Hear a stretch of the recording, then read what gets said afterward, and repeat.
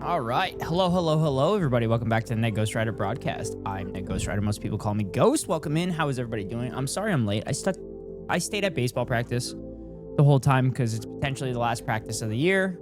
And then the kids took extra ground balls after practice, so I joined them. But I'm back. I'm live and alive. I didn't know if I wanted to go live, but I'm here. Welcome in, chats, Mom. How are you?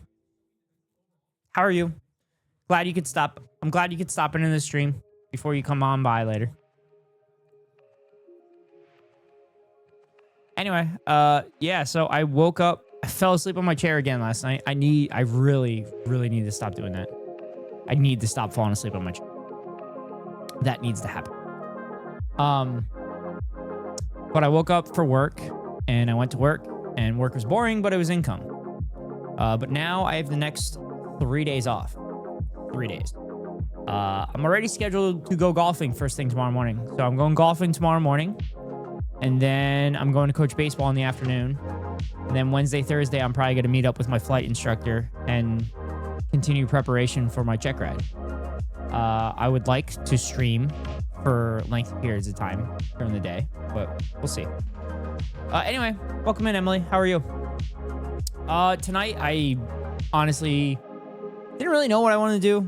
I was thinking maybe React content, or we can continue the kids games. I don't know. I was hoping there'd be a bunch of people in here and give me suggestions. I feel like playing the kitty games has been fun. We did Pajama Sam again last night, and then we also did Freddy Fish. The Pajama Sam game took a little bit longer because I was screwing around with chat and whatnot. I'm always down for Reactoria. Quick joke. Quick joke. Quick joke.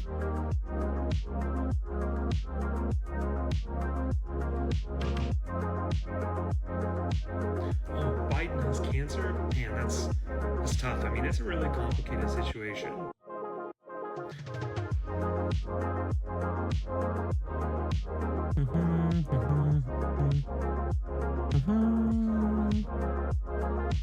Are you saying Reactoria, like the specific video to react to, or just me reacting? What's up, Bite Sync? How are you?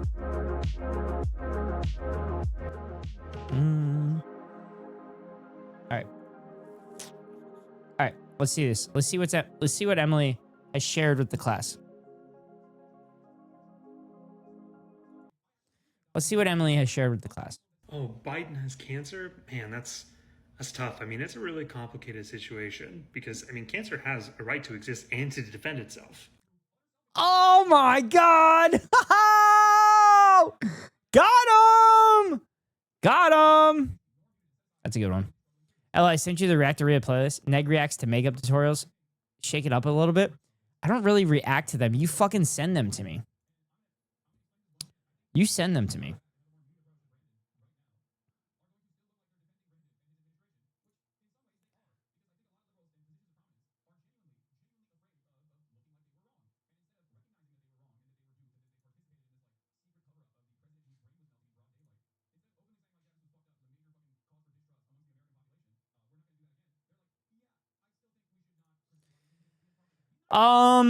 Okay.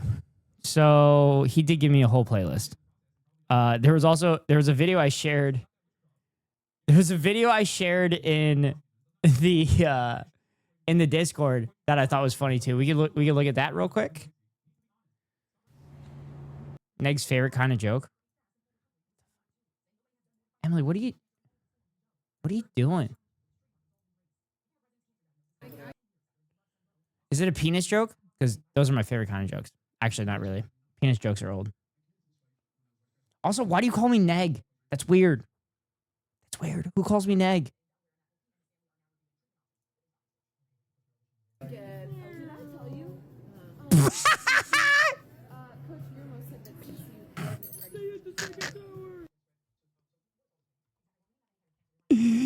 I don't don't know why you. I don't know why. I don't know why you did that, Emily. Plus America. New York plus Bush. 9/11. I got 9/11. I got 9/11. I got 9/11. We did 9/11. We did 9/11. No, don't clip that. Don't clip that. Do not clip that. Do not clip that. It's funny every time. But Emily, the first clip that we made of check my YouTube out, it came up when I got shouted out in Sakura Gore's stream earlier today. And I'm like, a shout out and a shout out. Nice. Jack, go check out Sakura.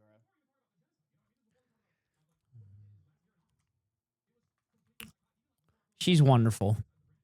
She's a wonderful person and very unhinged, and it's amazing. How dare I do this? All right, little kitty, big city. We need our like co-pilot here. There he is. All right, Percifer. We're gonna game with Percifer. Percifer, look, it's you. It's you, buddy. Just don't fucking get me in the eye, you dork. Yeah, we got Percifer back. This is Percifer. He's not here for your shit. He's a very judgmental kitty, and he's sassy. Anyway, there was this video that I dropped. Hi, Gumbies. How are you? Also, congratulations on the TikTok. All right, why is this 90% of political content on YouTube?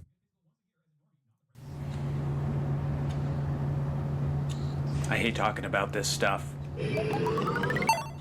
Politics is boring. Politics is stupid as hell. I actually try to keep out of politics. I think both sides are stupid. I think both sides have some good points. I'm actually apolitical. I'd call myself a centrist. I have no real opinion on politics, and I don't consider myself educated enough to discuss the topic. Here's why people should stop criticizing Israel.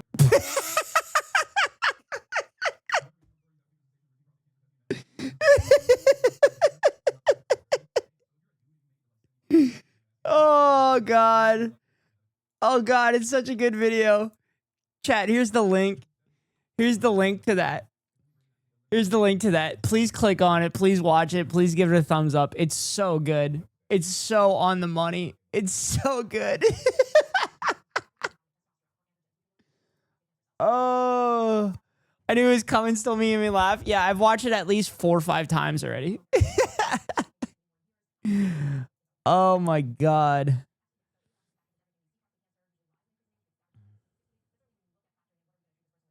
Oh shit, you did send me a playlist, Escow.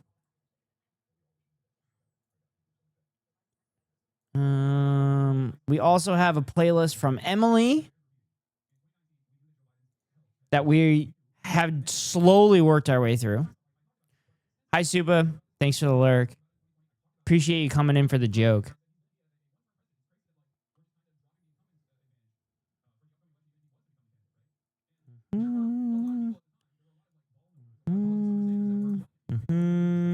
So we do that, do that. We do that. Oh, shit. Oh, my God. There's a lot of videos. Holy shit. And some of them are really, really long. God damn it. I was at the gym, now at the shower.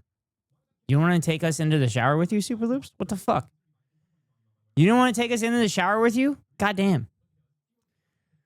Good luck, Ask Cal Reacts have been a dying species in this day and age. That's because I get addicted to video games. And I insist on playing video games. Also, do you guys even like my reacts? I don't know if you like them or not.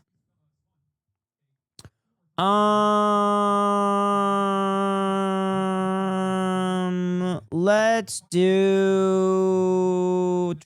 Oh, do we want to do Hogwatch? You want to do Hogwatch? Quit fishing. We ask you for reacts every time. I'm not fishing. I feel like I'm not that entertaining. You're like, nah, games. I'm like the opposite of Hassan. Hassan never games, ever. He just does reacts. And I do games. Because I feel like I have way more fun doing games than like reacts. I'm just annoying. Reacts, I feel annoying. God, they're so long. They're so long, and I don't know which ones to react.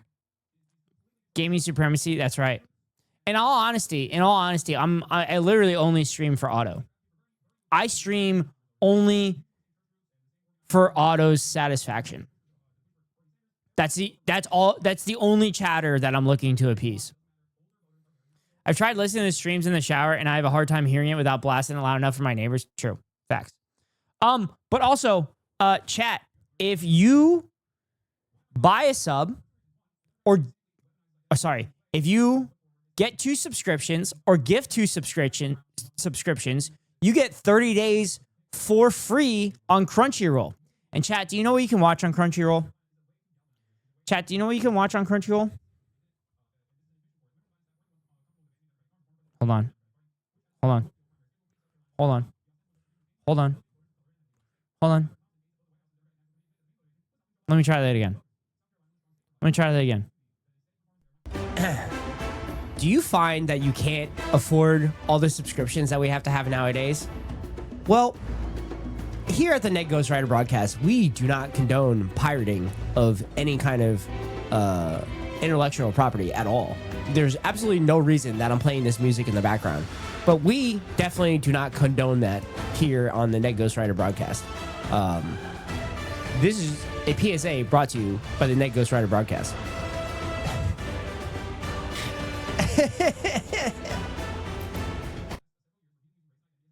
Let me try this again.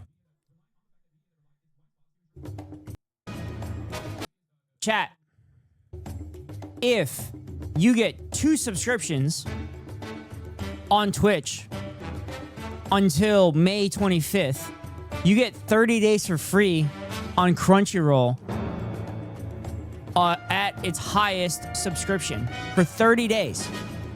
And guess who just started a Crunchyroll subscription the other day? So guess who's going to be gifting 2 subs at some point and then getting that free subscription? Who's it going to be? So you're saying I don't need Crunchyroll. That is not the words that came out of my mouth. But if you can get Crunchyroll for free, why would you not do that? Because you can avoid the top of the hour ad break. God damn it. I should have waited for the top of the hour. What the fuck am I doing? Why do y'all watch me? Why do you all watch me? Why do you watch me? Why do y'all watch me? Why? I'm so not good at this. Hey, do you think? I'm so not good at this. I'm so bad at this. It's not even funny. I mean, it's kind of funny. Sorry, buddy. For God Gamer moments, of course. That's true. See, Auto gets it. Auto fucking gets it. Okay. All right. I have a video by Hakeem, which could be fun. It's kind of hogwatch. It's kind of hogwatch. It's kind of hogwatch. So let's have some fun with it. Chat, I need an apolitical hat. Chat, I need an apolitical hat. You might ask, what's an apolitical hat? Let me get it for you. Let me bring up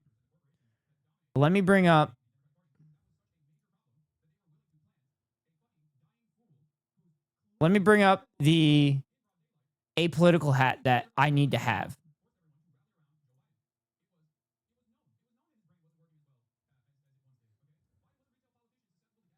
Chat. This is the apolitical hat that I need. This is the apolitical hat that I need to wear on my broadcast to show everybody that I am apolitical. We need this. We need this for the broadcast. But can we get one from like a leftist that makes them ironically? because I don't want to give any fucking money to these hogs. I need a apolitical hat. You feel like a dorking friend that we all get to hang out with. I am saying the word dork lovingly. I'm a fucking dork. I don't want to be a dork. I want to be sexy. I want to be sexy. That's why I'm losing the weight. Cats, keep America the same. You get one that says make America Mexico again? That would be good. It'd be very good. Oh, God. Also, I was told by my assistant coach today that Mexico City is really fucking cool. Except he was implying that the rest of Mexico is not cool. And I didn't want to tell him, like, my friend says the rest of Mexico is fucking amazing. But anyway, chat, time to have some fun and do a little bit of hog watch via Hakeem.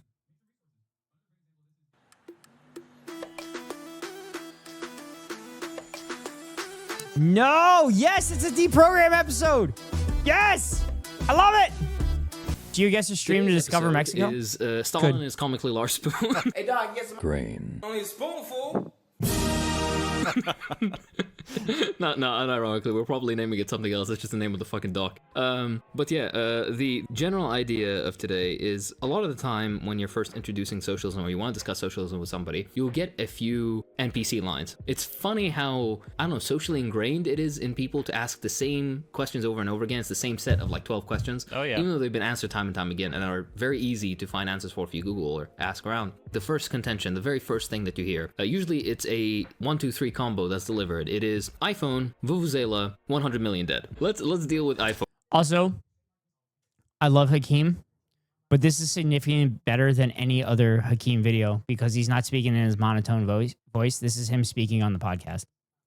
First. The general idea is, they'll say, but your iPhone was made under capitalism, and the intention there being is that capitalism fosters innovation. It's where, all this comes from. My favorite part personally about the iPhone packaging and all the Apple packaging is how it says in the nice sans serif font, designed by Apple in California. It's like, okay, where was it made? Yeah, the general point, just to really speed run this, the idea of, your iPhone was made under capitalism, these systems don't produce anything. It's workers under every system that produce the commodities or goods. The system just determines what... Chat, I just finished this podcast. Settle on these nuts. And Hakeem went on and ran at the end, and it was fucking amazing. That's not that's a liberal perspective on how it's Let me see if I can find it. These frameworks will be defined by and Let's see if I through can find these native populations or indigenous populations. But our future for all. Jesus Christ. Yes! Workers for There it is. Here it is. Talkers This is a or great indigenous populations, bar by fucking Hakeem. been committed before. That doesn't mean all of a sudden that every single political position in the United States has to be staffed by a Native American. That's not that's a liberal perspective on how it needs to be done. These frameworks will be defined. This is Hakeem, Ugopnik, and JT. These native populations or indigenous populations. But our positions should be to help these along and to organize Here it is. Here it is. for this better future.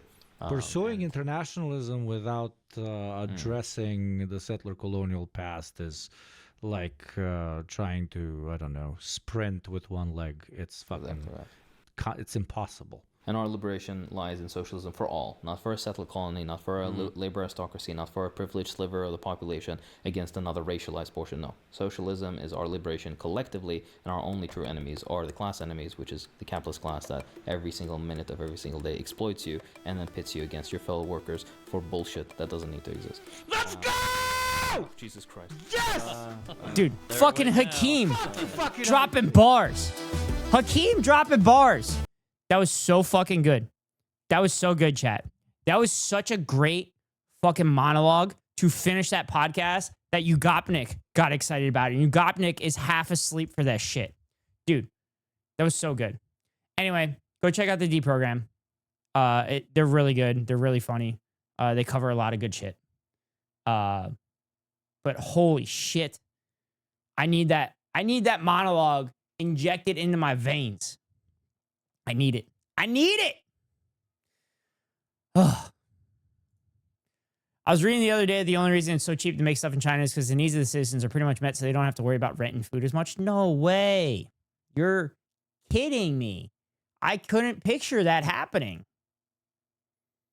Or who gets paid, how the division of the surplus value takes place. Under capitalism, the vast majority of the surplus value goes to the capitalist to reinvest into the circuit of capital and also to subsidize their consumption. Meanwhile, under socialism, the bulk of the surplus value goes back into the population directly through remuneration, as well as into a general social fund, which can help the development of the nation or area, what have you. That's the fundamental difference.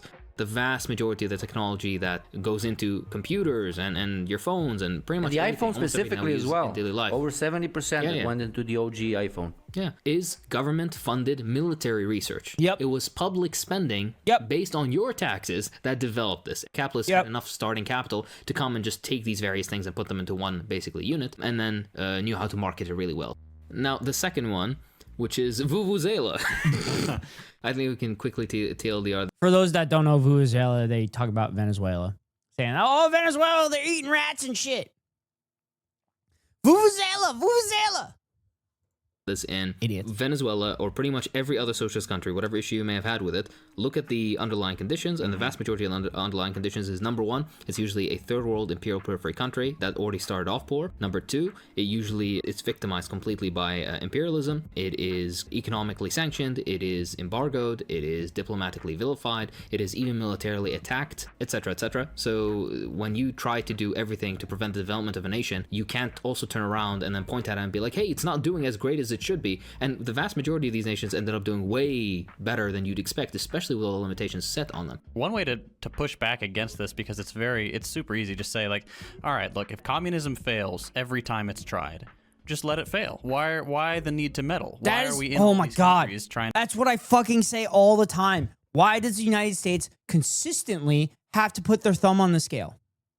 If it was gonna fail, why not let it fail, and then you could turn around and be the superhero and save it, and you could save everyone.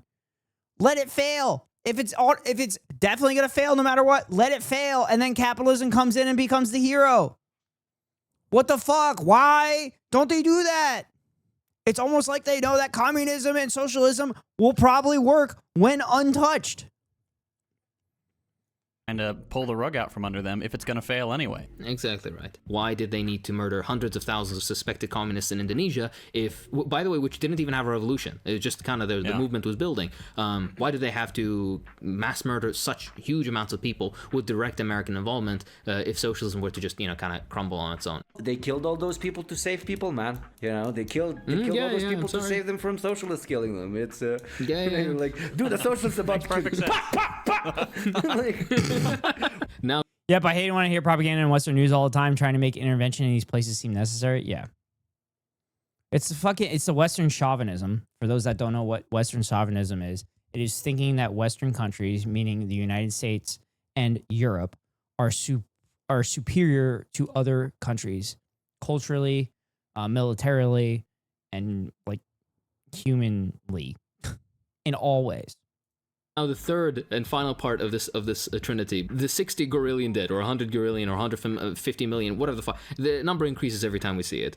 The easiest way to deal with this is like, all right, so those deaths are always attributed to communism. Why is it that the deaths that occur in capitalist countries are never attributed to that economic system? Because there are a whole lot of people dying under capitalism. Let's take COVID, for example. The United States has the highest death toll of anywhere in the world. It's insane. We're going to hit 1 million dead this year, most likely, from COVID, just because of our terrible response, because we needed to, quote unquote, save the economy. So those people died on the altar of capitalism. Please, you're conveniently forget. Of course, the liberal commie conveniently forgets that COVID is a Chinese conspiracy a communist to spread disease. communism.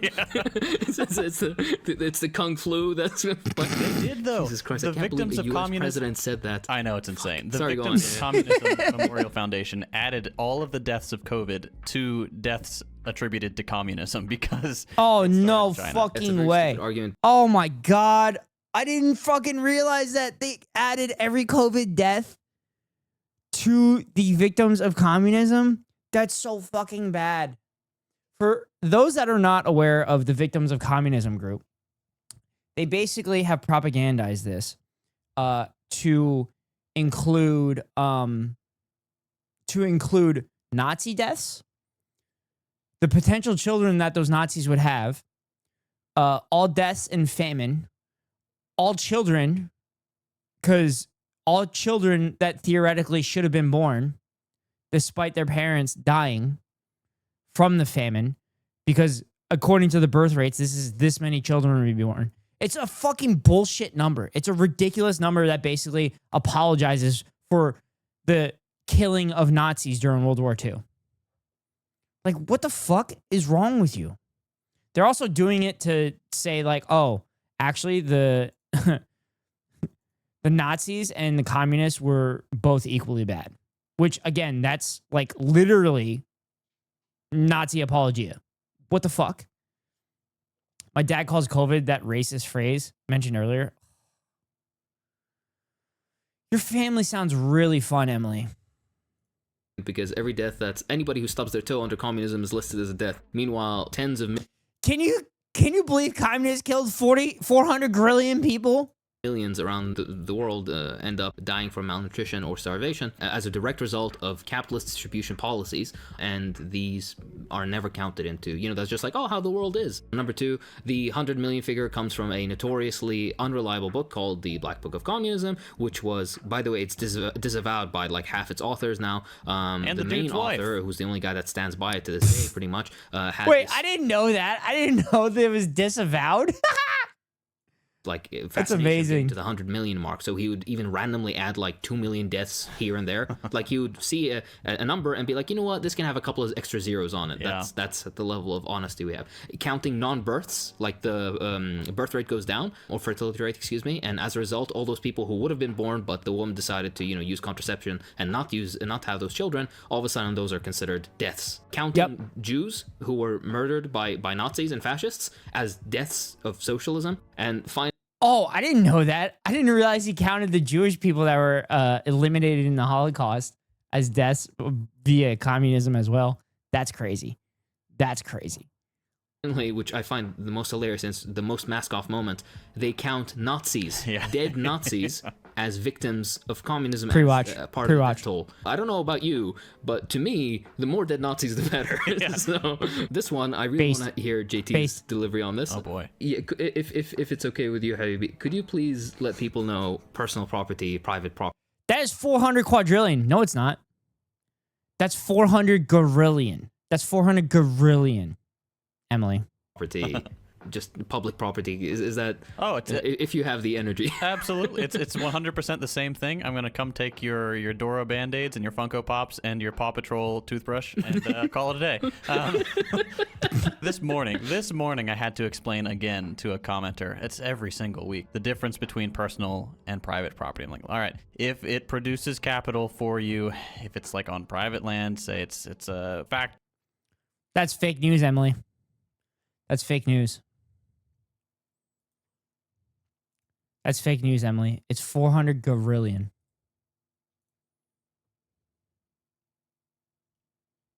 Also, I know it's 400 quadrillion. I'm memeing. Or a hotel or some agricultural land, and you use it to generate capital, that's private property. If you have it in your home, if it's your sick skateboard with the Jigglypuff deck, or if it's your vintage GameCube controller with the C-stick worn off, or if it's your Donkey Kong amiibo, that is your dragon dildo. Personal property. I really like Donkey Kong amiibos, so that one I might take, but other than that, you're good. And of course, to always shoehorn a Marx quote, private property has already been done away with for 9/10 of the population. Yeah. Vast majority of people have no private property to You don't own shit, Lamau. That's funny. At most, you might have an apartment or a home. Don't be the temporarily embarrassed millionaire. You're never gonna join the fucking Elon Musks and Bezos of the world, nor should you want to. You are sadly a filthy worker like the rest of us, and that's why your interests lie with the abolition of private property rather than the maintenance of it. And of course, your own personal property. Sorry, I was probably wrong with my number. I apologize. True. It's probably higher. It's probably not high enough no more. can maintain. There is a point that we can just also quickly zoom through, which is but there is no competition under socialism. How could we develop the miracle of the aforementioned Funko Pops and cock rings and butt plugs without competition? How would you know which one has the best fit? How would you know? And I can tell you from my personal fucking corporate experience, the reason advertisers exist, the reason My dad owns a shit ton of stocks. That's private property. Get fucked, Dad. Stocks are private property? Or is that what your dad says? Because stocks are not private property.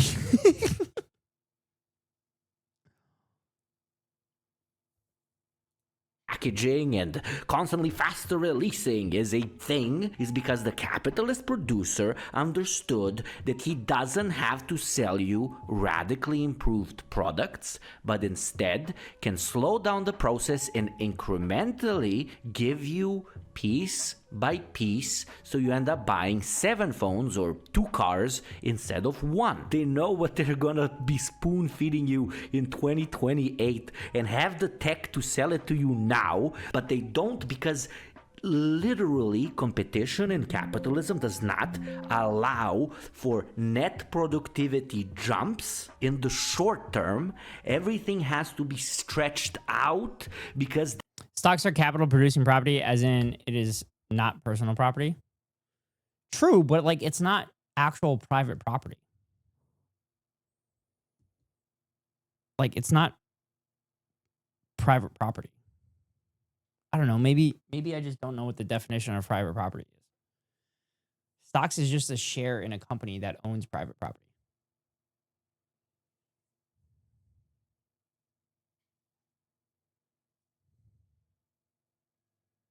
I mean, I technically own stocks as well because I have index funds, right? My index funds are stocks of individual companies that is diversified enough that it moves with the market. Shared me and you part own the company. That is true. That's a good point. That's a valid point. And the actual owners of the company own like 51% of the shares and stuff like that. Yeah, I guess that's a good point, but like I guess I never saw like stocks as you actually own part of the company because you end up getting just fucked over owning those stocks anyway. That's how you make more money. Yeah, basically. This one's actually a favorite of mine, and if it's okay with you guys, I'd like to take it. It's communism, no food. All right. Yeah. If the communism, no food. iPhone, Vuvuzela, and 100 Gorillion Dead is the Trinity, then communism, no food is the archangel that delivers the holy gospel of I don't know, fucking trickle down economics or whatever. First of all, the vast majority of malnutrition and starvation happens under capitalism, not under socialism. Number 2, and studies have been done on this. The particular one I always like to reference is Sarasota and Waitskin, the 86 study comparing the physical quality of life between socialist and capitalist countries. One of the factors they checked was caloric intake, and they found that all socialist countries met at least 100% of caloric intake per person of the population. While this was definitely not the case for capitalist countries. Wait. The socialists and in communist countries had higher caloric intake on average than capitalist countries? Wow. No way. Are you telling me that they can actually feed their people and distribute resources well enough that their people can have the calories that they need to survive? No. Get out of here. Kidding me. The other aspect of this is when they mention like, oh, communism, no food. All right. Emily shared the definition of private property with us. Private property, not to be confused with individual property or personal property, describes labor relationships and the means of production. As a concept, private ownership of property can exist only in the specific context of political system, which defines how it exists and how it can be used. Under capitalism, a right to private property is not based on one's own labor, as in one form of individual property, but appropriation of the products of the labor in others. Marxism seeks to abolish private property of the bourgeoisie. However, it does not need to abolish the property of small peasants and artisans because the bourgeoisie is already expropriating them and turn them into proletarians. Most people in capitalist countries have no private property due to this process. Bourgeois private property developed at the end of feudalism when feudal and guild labor reached their limits, a new class of industrialists developed and gradually expropriated peasants, guild members, manufacturing workers, turning them into propertyless proletarians. The first private property was sheep farming land in England. During that time, the personal property of the English serfs was mass privatized by an alliance of lords and capitalists. The serfs who had their property appropriated became the first proletarians. At the end of capitalism, the proletariat overthrows the bourgeoisie and abolishes private property at the productive forces as the productive forces grow. Yanis Varoufakis? Yo, that's one of the references? Dude, Giannis is an incredible economist. Giannis is the GOAT. They really are mentioning like very specific periods in, like, for example, Soviet history. One of which is, for example, the 1921 famine in the USSR. This basically took place when the fledgling Soviet Union was a country that was just founded. It was besieged from all sides. It was invaded by 14 countries and in the middle of a horrific civil war, and was sanctioned and wasn't recognized basically by any country. Wait, the Soviet Union was being invaded by 14 countries on top of its civil war at the beginning? I didn't fucking know that. That's crazy. And then with all of this, all these factors come together, and then they'll be like, oh, communism, no food. But you're not actually looking at the material basis of this. This is not a daily experience or a representative, this is the absolute worst a country could go through. Compare that with most third world capitalist countries, which have pretty much a sizable portion, especially of the child populations, which is malnourished, even up to like the UK and shit, which has, I think, like 10 or 15% of rate of malnutrition, which is a first world developed imperial core country. Capitalism. The title of your stream is Wild, Lamau. What are you talking about? I went to work today and I got rained on at work. Therefore, I'm wet. And then I went to baseball practice, and when I was leaving baseball practice, I got rained on again. And I got wet again. What's wrong with the title of my stream, Muggle? You not like that? That is Prolo Wiki. If you like doing research and are good at citing sources, they always need more editors. I'm not great at citing sources. Double whammy, wets is crazy. I'm also wet. Heyo. Nothing wrong at all. It's just wild. Double whammy, wets. I mean, if you're wet twice in a day, I feel like that's a good thing. I feel like being wet twice in a day is a good thing. Because that means you got to experience life a little bit.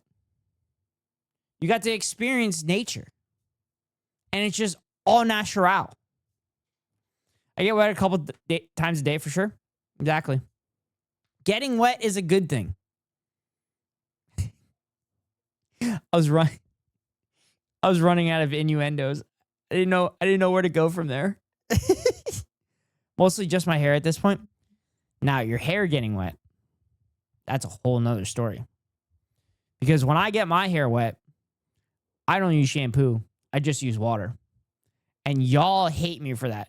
Y'all hate that my wonderful locks is water only. Y'all hate that. Y'all hate that shit. For whatever reason, y'all do not like that water is the reason for my impeccable hair. No conditioner. No conditioner. No conditioner, Muggle. We just jealous, I guess, because damn, it looks good. Thank you. Thank you. I feel like I always look good though, Muggle. I appreciate it. Also, I can't wait to chop it off. I hate this hair. I want to buzz my hair so bad. I want to buzz it so bad. Maybe you can handle longer hair better if you actually washed it properly. Oh, I handle it. It's handled. I hate my long hair. Chopping it off, what?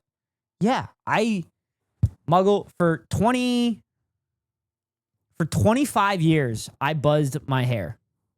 Actually, we can bring up clips. I have a lot of gray hair. I hate it. I joke that I have 3 gray hair so I can call myself old. So many guys out here struggling to keep hair and you want to get rid of it? Yeah. So the problem is that when I buzz it and I stream, I look like a neo-Nazi. But that might be a good thing, though.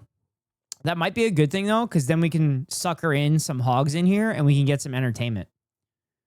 We could sucker in some chuds in here and we could get some entertainment. I could like bury some people. Just fucking buzz it, my dude. I'm looking for clips. I'm looking for clips so y'all could see the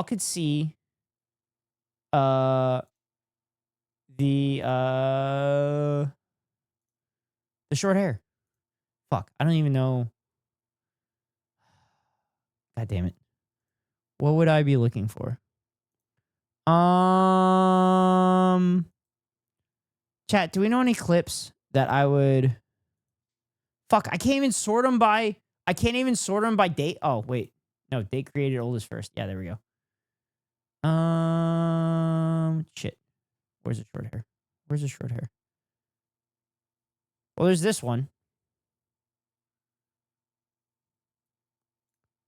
There's this clip here. Did you get a Haney cut? Oh, I don't know about that one. I don't know if I could pull that one off.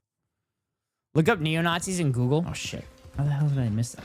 So that was a little bit longer. That was after growing it. Me trying to get a girlfriend. Yeah, need to save this. That's gonna be a YouTube short. Different vibe. Different vibe. From the Daily Wire. That was also at the beginning of like when I was streaming regularly. So like that was very early Ghost Stream. That was when SCow and I were like the only ones in here. My wife, then she must be a liar. If you're healthy and love God, you got a dry vagina. Gynecological problems with a dry vagina. If it's wet, go see the doc. You should have a dry vagina. So the internet's got some jokes. Light me up like you're so woke. Say I must be bad at sex, cause I think dry's legit the best. Take your welfare, your free ride. Tax the rich, yeah, that sounds fine. Call me racist, call me mean, but facts don't care about your feelings. Let me see if I get the gist. You Dude, this is a fire Ben Shapiro bars. 5-inch dick. Ha ha ha, it's so funny, Ben can't satisfy. Also 5 inches. I feel like that's generous. His honey. Well, if I'm so bad at it, then how come we've had sex 10 whole times since we've been married? If you're healthy and love God, you've got a dry vagina. Wait, I thought you don't have sex when you get married. Gynecological probs with a dry vagina. If it's wet, go see a doc. You should have a dry vagina. I know because I'm never wrong. Okay, for those that don't know the context, Ben Shapiro. Okay, I'm gonna bring this up. Ben Shapiro read out the lyrics for WAP, Wet Ass Pussy, literally read them out, and then said, if you have a wet ass pussy, you have gynecological problems.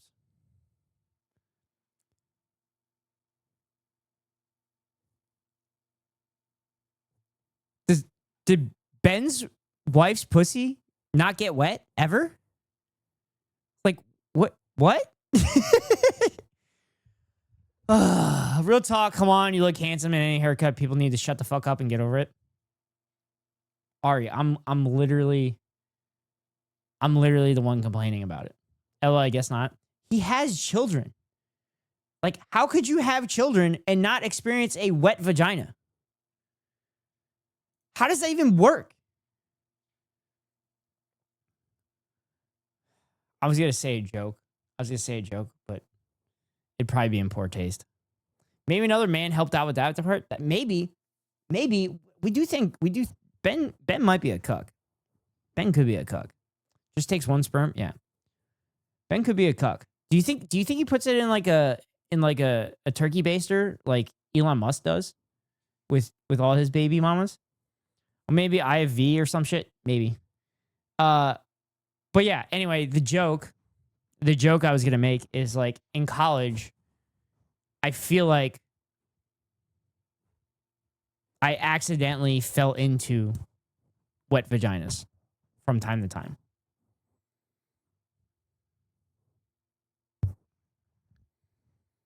I had fun in college, chat. I had fun in college.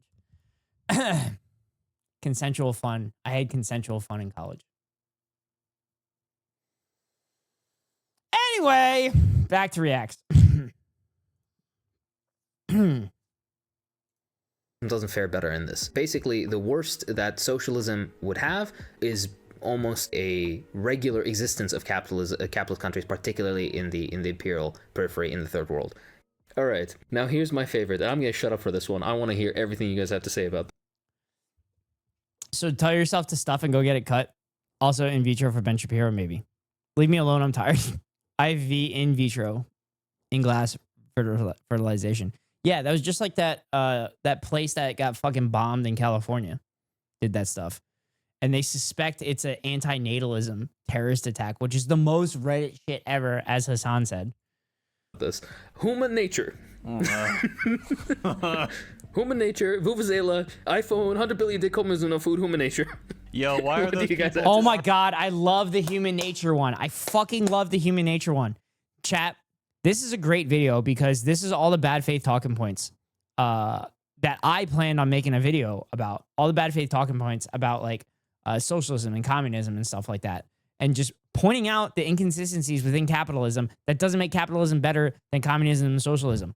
But they like to bring up human nature and everything. And you point out and be like, hey, the only reason that humans survived as long as they did is because they worked and collaborated together and equally gave out the resources so that everybody would survive.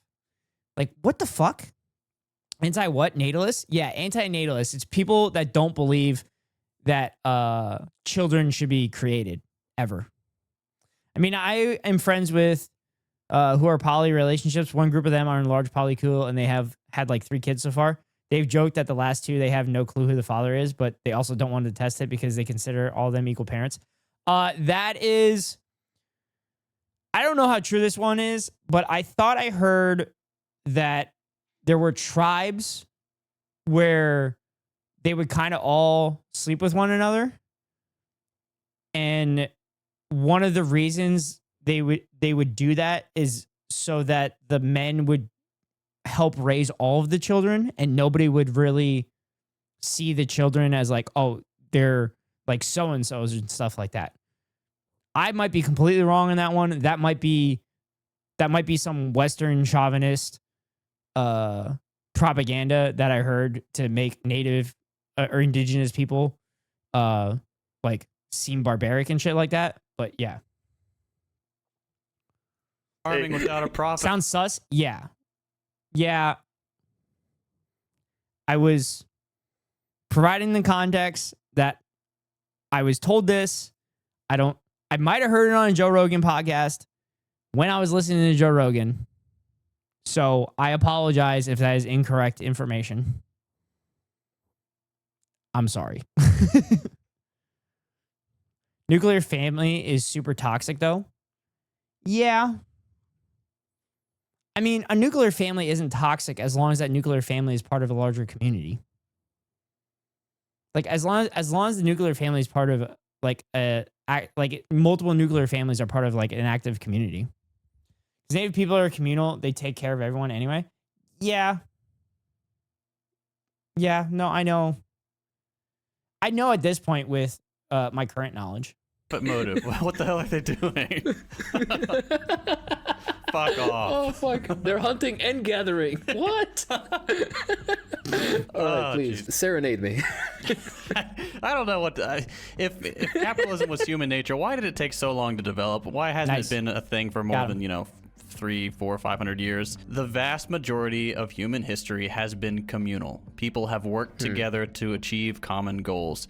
And it's only this recent perversion of what people think of as human nature, this greed to accumulate at the expense of all others, that has become the status quo by virtue of just overwhelming force, just dominating the rest of the world. Most social philosophers from the beginning of time have debated, and almost none of them agree on what the definition of human nature is, or more importantly, what is our human nature. And a lot of them, again, even to make it more complicated, don't even think there is such a thing as human nature. You can't, this has been debated, and there is the closest thing you can measure to human nature is the original nomadic tribes that literally worked together in order to survive.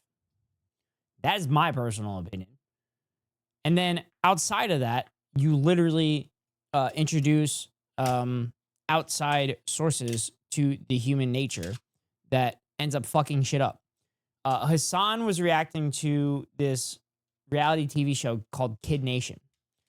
So there was a bunch of kids that were running a town where they had to cook everything themselves. They had to figure out how to run the town. They had to figure out how to have like some kind of government and stuff like that. So the kids originally created a democracy where literally everybody voted for the members, and they divided up all the jobs equally and divided up all the resources equally, and everybody did what they needed to do. Well, the producers started introducing shit that made it capitalist and made the kids fucking turn on each other. No shit. No shit. It was going to turn into a fucking shithole. Like, you're putting your thumb on the scale. They would have been fine and eventually ended up creating a socialist or a communist fucking society within this little town. It was insane. Shit, Neanderthals supposedly took in humans because they were not used to the cold. That makes sense. That show broke so many rules, human rights. Oh, yeah. 100%. No concession on this for literally thousands of years, and you fucking Jimmy from Wisconsin come in here and you want to fucking dominate the conversation about communism can't work because human natur. Also, chat, there's a Survivor open casting call in my area, and I think I'm going to go to it. Because I also kind of want to keep filming the casting stuff and send it in. But I think I might go to a Survivor open casting call. So, like, someone will sit down with me and have a conversation with me. I feel like that would be better. Like, what the fuck do you know, bitch? Like, you don't know shit about human nature. One you've heard, it's so boring at this point, but communism, no democracy. And then, the guy turns around and is like, oh, what's that? Get back to work right away, boss, who just also happens to be the owner's son. And then, he scuttles with his tail between his leg to, I don't know, go blow the dude who's promised daddy to stay off the pills so he can pull in 400 grand while basically sitting in a managerial position that he doesn't fucking nothing on. Do you guys want to take this one, or? Obviously, it's, like, just objectively false. But even pick, like, the most antagonistic people you can to disprove it. And so that would be the CIA. They had a report on Stalin specifically, talking about, the whole strongman dictator myth was largely a fabrication.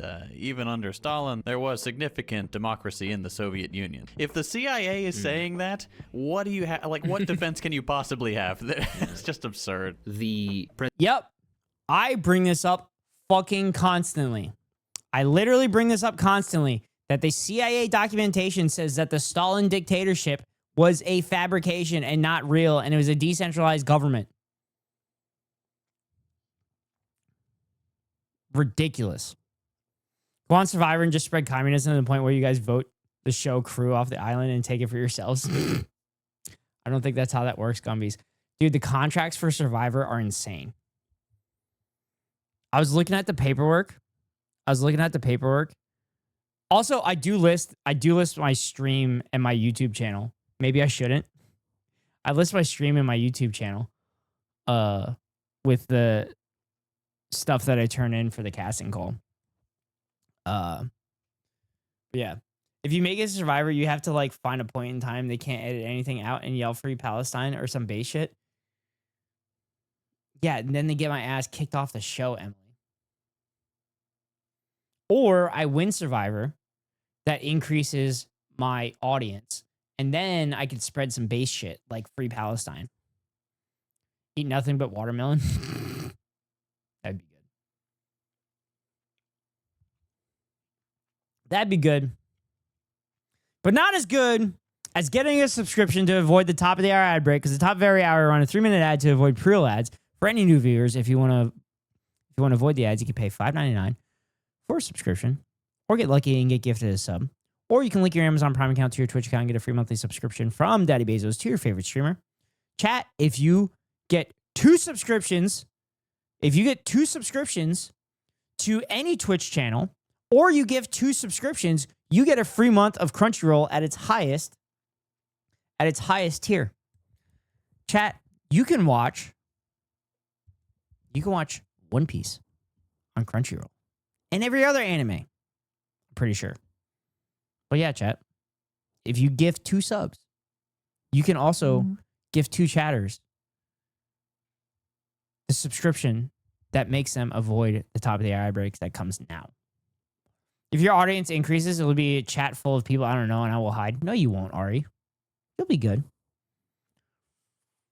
Hi, Chat's mom. Welcome back. Presentation that you see in the media or in history books, usually bourgeois history, is very flawed because the concept of democracy that they have not only is different, but it's an even fuller democracy. And you can always compare it, of course, to your own country, the United States, who claims to be the most democratic country on earth, the freest. You're damn right. We are the most democratic country that has ever lived. We're so democratic that every single politician does exactly what the people want, despite the fact that 70% of Americans want Medicare for all, and exactly, 10 of our politicians want Medicare for all? That makes sense in a democracy. And all that, but I'm just asking any American, when was the last time that you've actually participated in the democratic process? For the vast majority of Americans, they have one option only to participate, quote unquote, democratically. It's during the presidential elections, and that is where they are forced. Wait, why am I not getting any ad yet? Damn Twitch taking your money. I wouldn't complain about it, Chat's mom. I wouldn't complain about it. To choose between two people that they also. Shit, I'm getting a phone call from my instructor. I'll be right back. Sorry for the flashbang.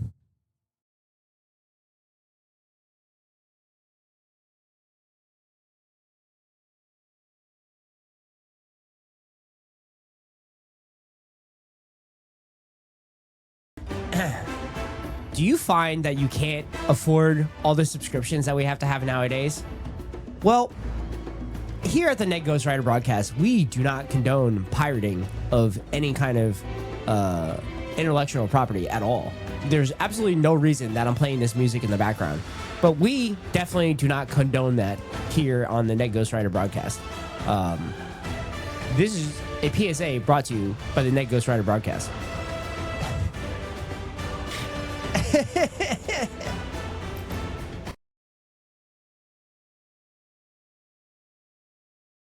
Oh God, don't start trans rights.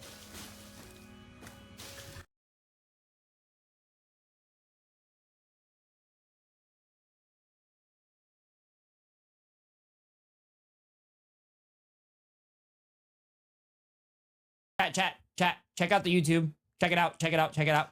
Subscribe to it. Share it. Share with your family. Share with your friends. Share with your enemies. I don't care. Share it to everybody. Share it to the whole world. Make sure you watch every video and you like every video and just comment on it. But yeah, share it with everybody.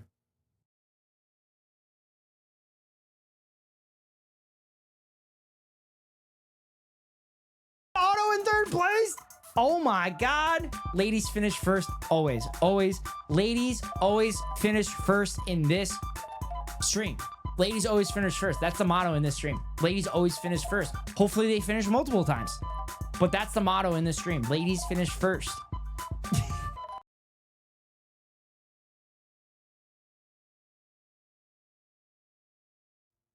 All right, chat, I'm back. Sorry about that. That was my flight instructor trying to plan things so we can start preparing for my check ride. But Emily, they don't thank want you to so fucking much. associate. You know what's super interesting to me about the entirety of like that sphere right now, and all these people jumping on his son and trying to fucking tear him down and all that crap? Every single one of them is a sex pest. True. Fact. Every single fucking one of them is a sex pest. Fact. What's the phrase? Judge me by the merit of my enemies? Yep. Or something like Hassan that. says this all the time. Judge me by my for enemies. My enemies or something. Yeah, judge me by my enemies. Literally. Judge me by my enemies. Like, if you're enemies with a bunch of fucking sex pests and pedophiles. Yep. Based. I think you might be on the right side. Super based. Just a fucking thought, you know? I mean, you know? If my enemies are Nazis, maybe I'm doing a good thing. Yeah. Based. Didn't want in the first place. Members of the Senate and Congress, many of them have served ridiculously long times with no it's who has voted these people in and who's maintaining them in these positions. And of course, not to forget the most important aspect, you have practically no political democracy, but you have absolutely no economic democracy within the United States or any capitalist. Oh, also my my House of Representatives is doing a town hall on Saturday, but I'm working, unfortunately. country. You have no say of what to produce, where to produce, how much to produce. You have no control of your workplace. You have no ability to fire your manager or get them in trouble if you want to. There are countless examples of, for example, within the Soviet Union. By the way, again, nobody's trying to say the Soviet Union is a perfect system, but we're just trying to compare and contrast here. Countless examples within the Soviet Union in which you had basically a manager who does something fucked up. Either he embezzles funds or he even sexually harasses or attempts to sexually harass a worker. And they basically just... Let's go in and demand Medicare for all. Yeah, I'm sure I definitely wouldn't get arrested and thrown out of there. Go to the party committee, which was in every workplace, and they tell them, hey, yeah, this happened, and then guess what? The manager gets fired, right? They almost always sided with the workers. One thing I can tell you that will probably happen is probably conservatives will fucking go to that thing and try to shout them down. Because I think the senator's coming too. Something that doesn't happen in the United States. They really don't even want us to vote, like even once every 4 years. The amount of voter suppression we've seen, the gerrymandering, the voter ID laws, just making it incredibly difficult to even cast a ballot. That's right. That whole country's red. Gerrymandering, the voter ID. That whole country's red. I love it. That whole country's red. Republican policies are definitely the most popular policies. Vote red. Vote red and you won't be dead. Chat, most of this is empty land. All this, majority of this red that you see is empty land. Land doesn't vote. Laws just making it incredibly difficult to even cast a ballot should show what the elite think of even electoral democracy. But you're absolutely right. The economic democracy is a far... Sadly, my state is super conservative, but my state district is a democratic island in the state. We even have a weak non-discrimination ordinance on a state level. We are fighting to get more protections, though. Bigger problem. I mean, every social model which has ever existed, from, I don't know, the first one that we know of that used the term democracy in ancient Greece, had the same democracy applied to only 5% of their population. You know, the rest were poor or slaves or women. And the neoliberal democracy, not ancient Greek democracy, but the modern neoliberal version, just like the Greeks back in the day, they apply the democratic values to things which do not question the status quo. None of us are saying that the democracy practiced in former socialist countries, even current socialist countries, are perfect, but they made genuine attempts at developing a new form of democracy that's more expansive, and they made massive strides in that field. And also, we need to remember that this is also currently an ongoing process. You have to remember that all former socialist countries, and even modern socialist countries, have had the supreme issue of imperialism, of constant military harassment and diplomatic vilification and economic sabotage and military threats and everything to the end of it. Trying to practice an all-encompassing and unlimited democracy under these incredibly strenuous conditions is, I think, naive to expect of them, and also sadly would weaken the internal security of the state. And as a result, we end up, of course, with these contradictions of developing socialism, in which, like, we want to have all expansive democracy, but at certain levels they have to be limited. For example, you shouldn't be able to give democratic rights to, I don't know, like fascists, for example. Landlords shouldn't be able to come together, band together, and make their own little group and vote and stuff. Maybe Landlord unions, that's what we need. We need unions for our landlords, chat. Chat, make sure you go tip your landlords. Make sure you tip your landlords. Have you tipped your landlords the last couple months? Your landlords are in dire straits. Your landlords are in dire straits. They need your help. Have you tipped your landlord? You need to tip them because they're not making enough money off of your back.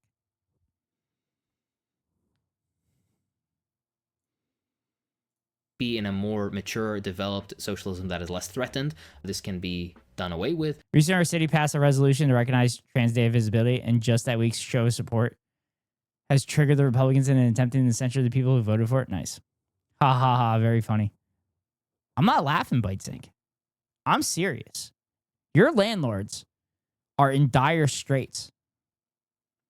They survive on the income from your income. They're in dire straits. How could they afford another property if they're not getting the money from you? You need to tip your landlord so that they can continue to buy more property and exploit more people like you so they can continue to buy more property and not do shit. Dire straits up my ass.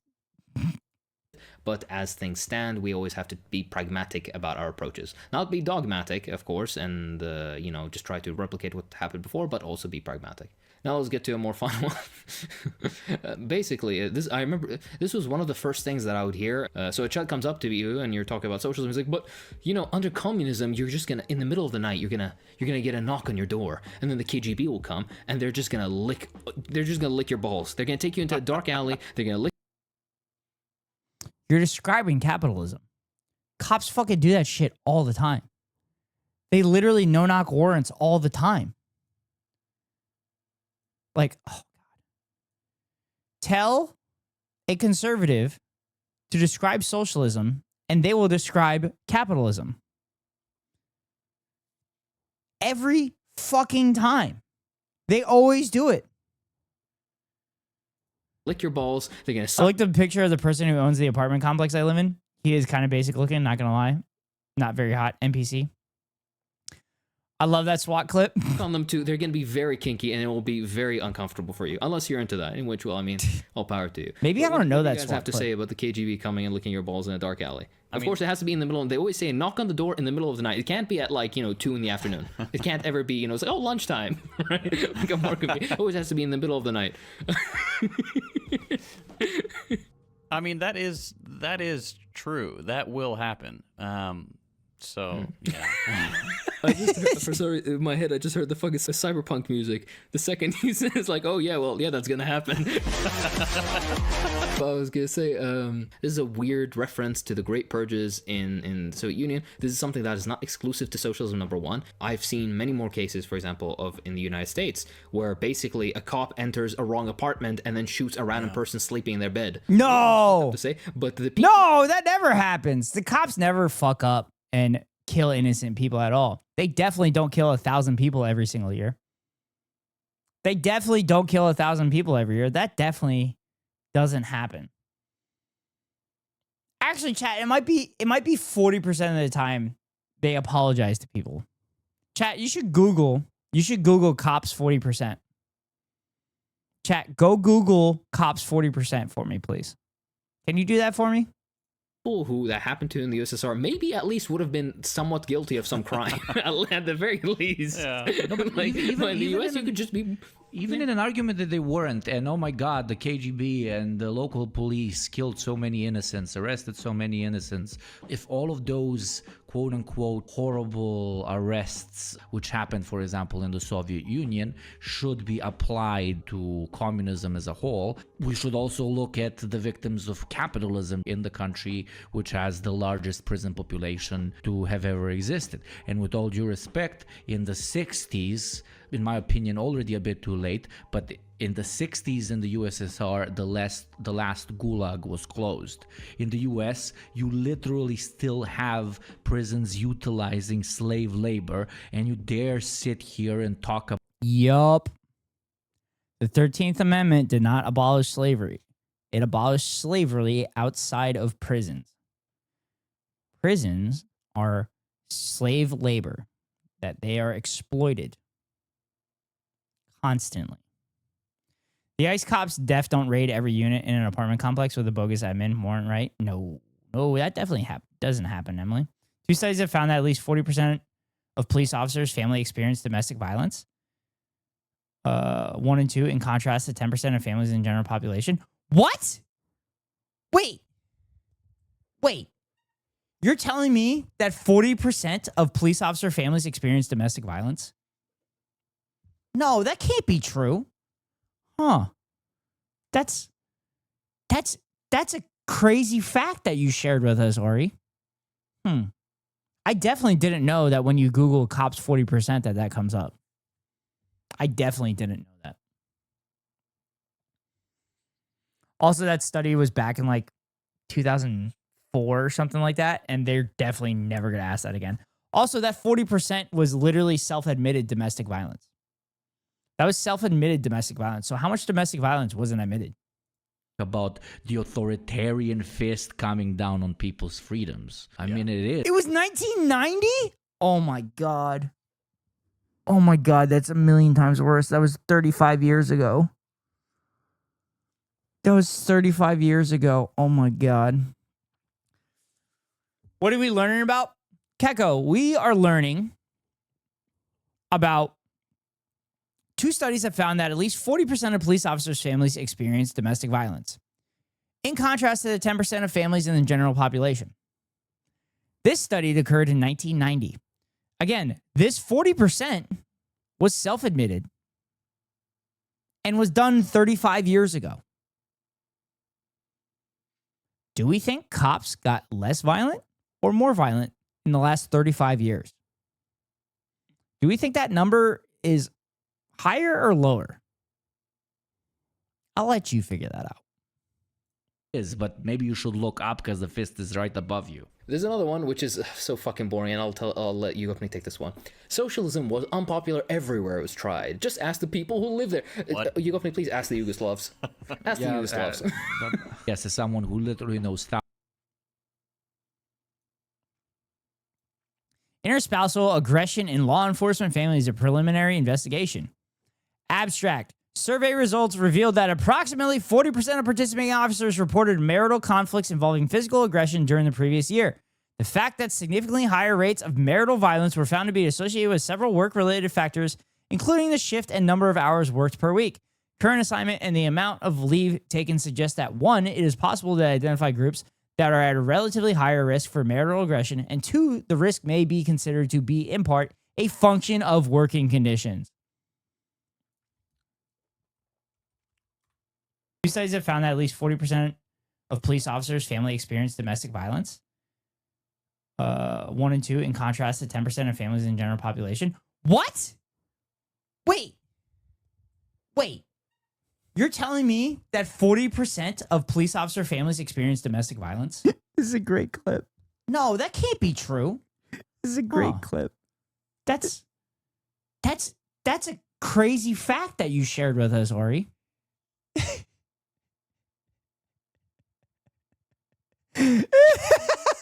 That's such a great clip. That's going to be such a good clip, and that thing is going to go fucking viral. Oh my God, that clip is going to go so fucking viral. Cops are our friends and are there to protect and serve. Keko, the check's in the mail. Oh my God. So this study was 1991. Let's see. At a recent congressional hearing on the front lines, police stress and family well-being, Chairwoman Patricia Schroeder noted that the tendency for law enforcement officers to bring society's problems homes to their own families may lead to a range of problems, including emotional numbness, communication breakdown, officer burnout, depression, suicide, and marital problems that may in turn result in the police family becoming yet another victim.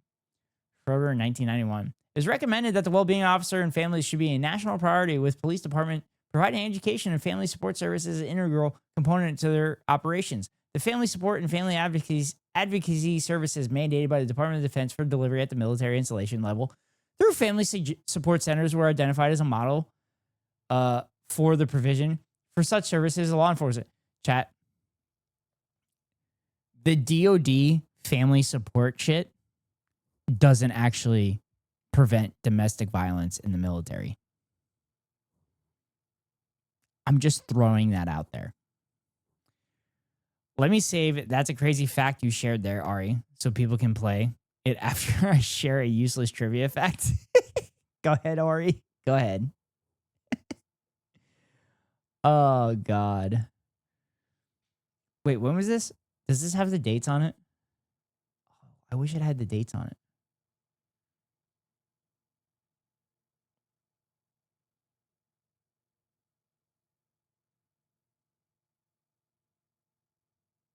Oh, I wish it had the dates on it. I don't know why it doesn't have the dates on it. That's new command, 40p.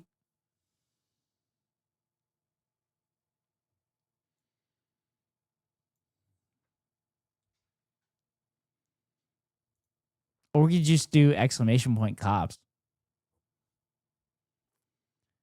We could just do exclamation point cops. Also, I don't think I can list all these commands in the titles anymore.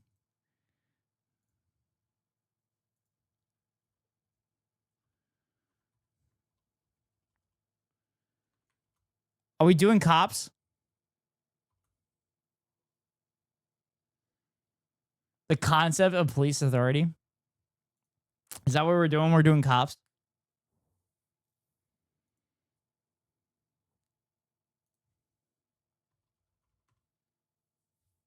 Two studies have found that at least 40% of police officers' family experience domestic violence. 1 and 2, in contrast to 10% of families in the general population. What? Wait. You're telling me that 40% of police officer families experience domestic violence? No, that can't be true. Huh. That's a crazy fact that you shared. You can just grab random commands for each stream, make it a fun little ritual to pick them. Maybe.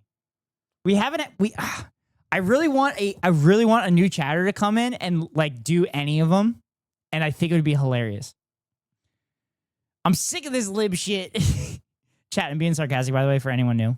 There's nobody new in here. 40% of police officers admitted abusing their partners. Mixture. What's true? It is true. 2 studies conducted in the early 1990s citing 40% as the percentage of police officers who admitted domestic violence occurs in their families. However, what's false, one of those studies used an overly vague definition of violence that the researchers said could have been interpreted in multiple ways. The other study muddied the issue by including abuse perpetrated by the officer's spouses in its data. The percentage of officers in that study who admitted specifically to perpetrating domestic violence was actually 28%. 28% is still higher than general population. The general population domestic violence number is 10%. The specifically self-admitted perpetrating domestic violence was 28%. That's 18% higher than the general population. What the fuck? Dude, that's still... Oh, God. Manufacturing consent. Oh, God. It's just like the shit I shared in Ghost Cord. It's the shit I shared in Ghost Cord earlier.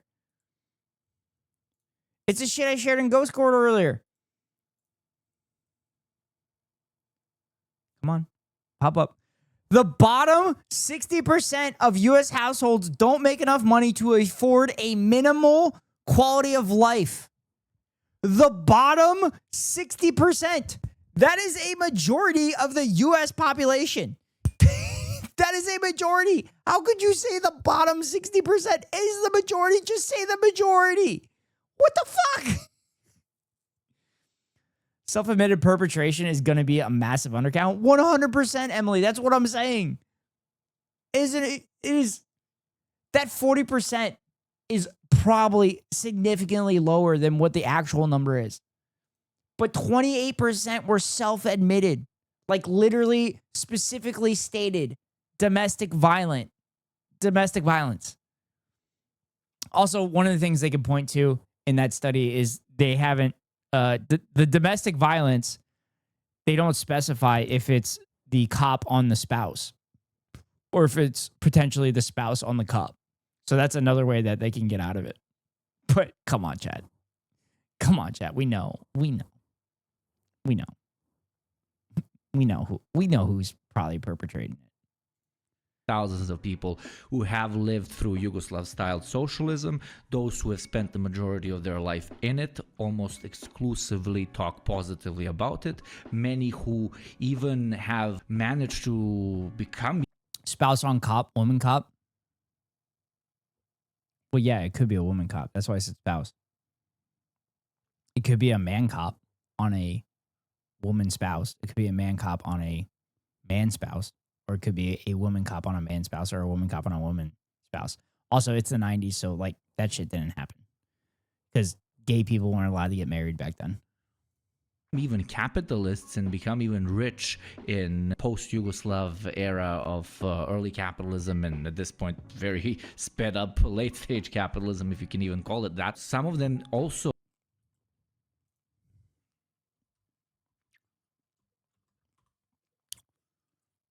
nostalgia. Also, Ari, I'm always right. Look back at the quote-unquote good old days, and I've heard people literally tell me, I wish we lived in whatever it was before, because the world wouldn't have turned me into the person that it had to turn me into in order to survive. There's a joke we have here that the harshest capitalist is an... You're lucky I like you. See, you did it correctly that time. Also, Ari, you haven't been here for when I do that to dairy. I do it to dairy all the time.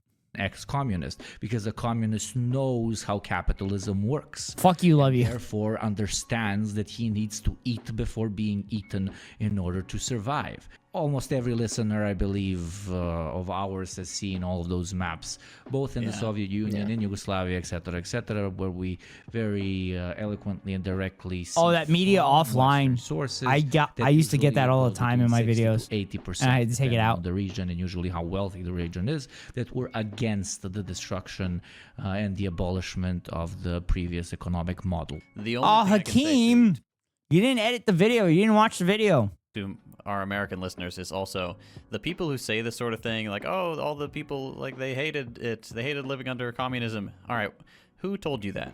Those people, 90% of the time, they live in Miami. You know the type of person it is. It's like...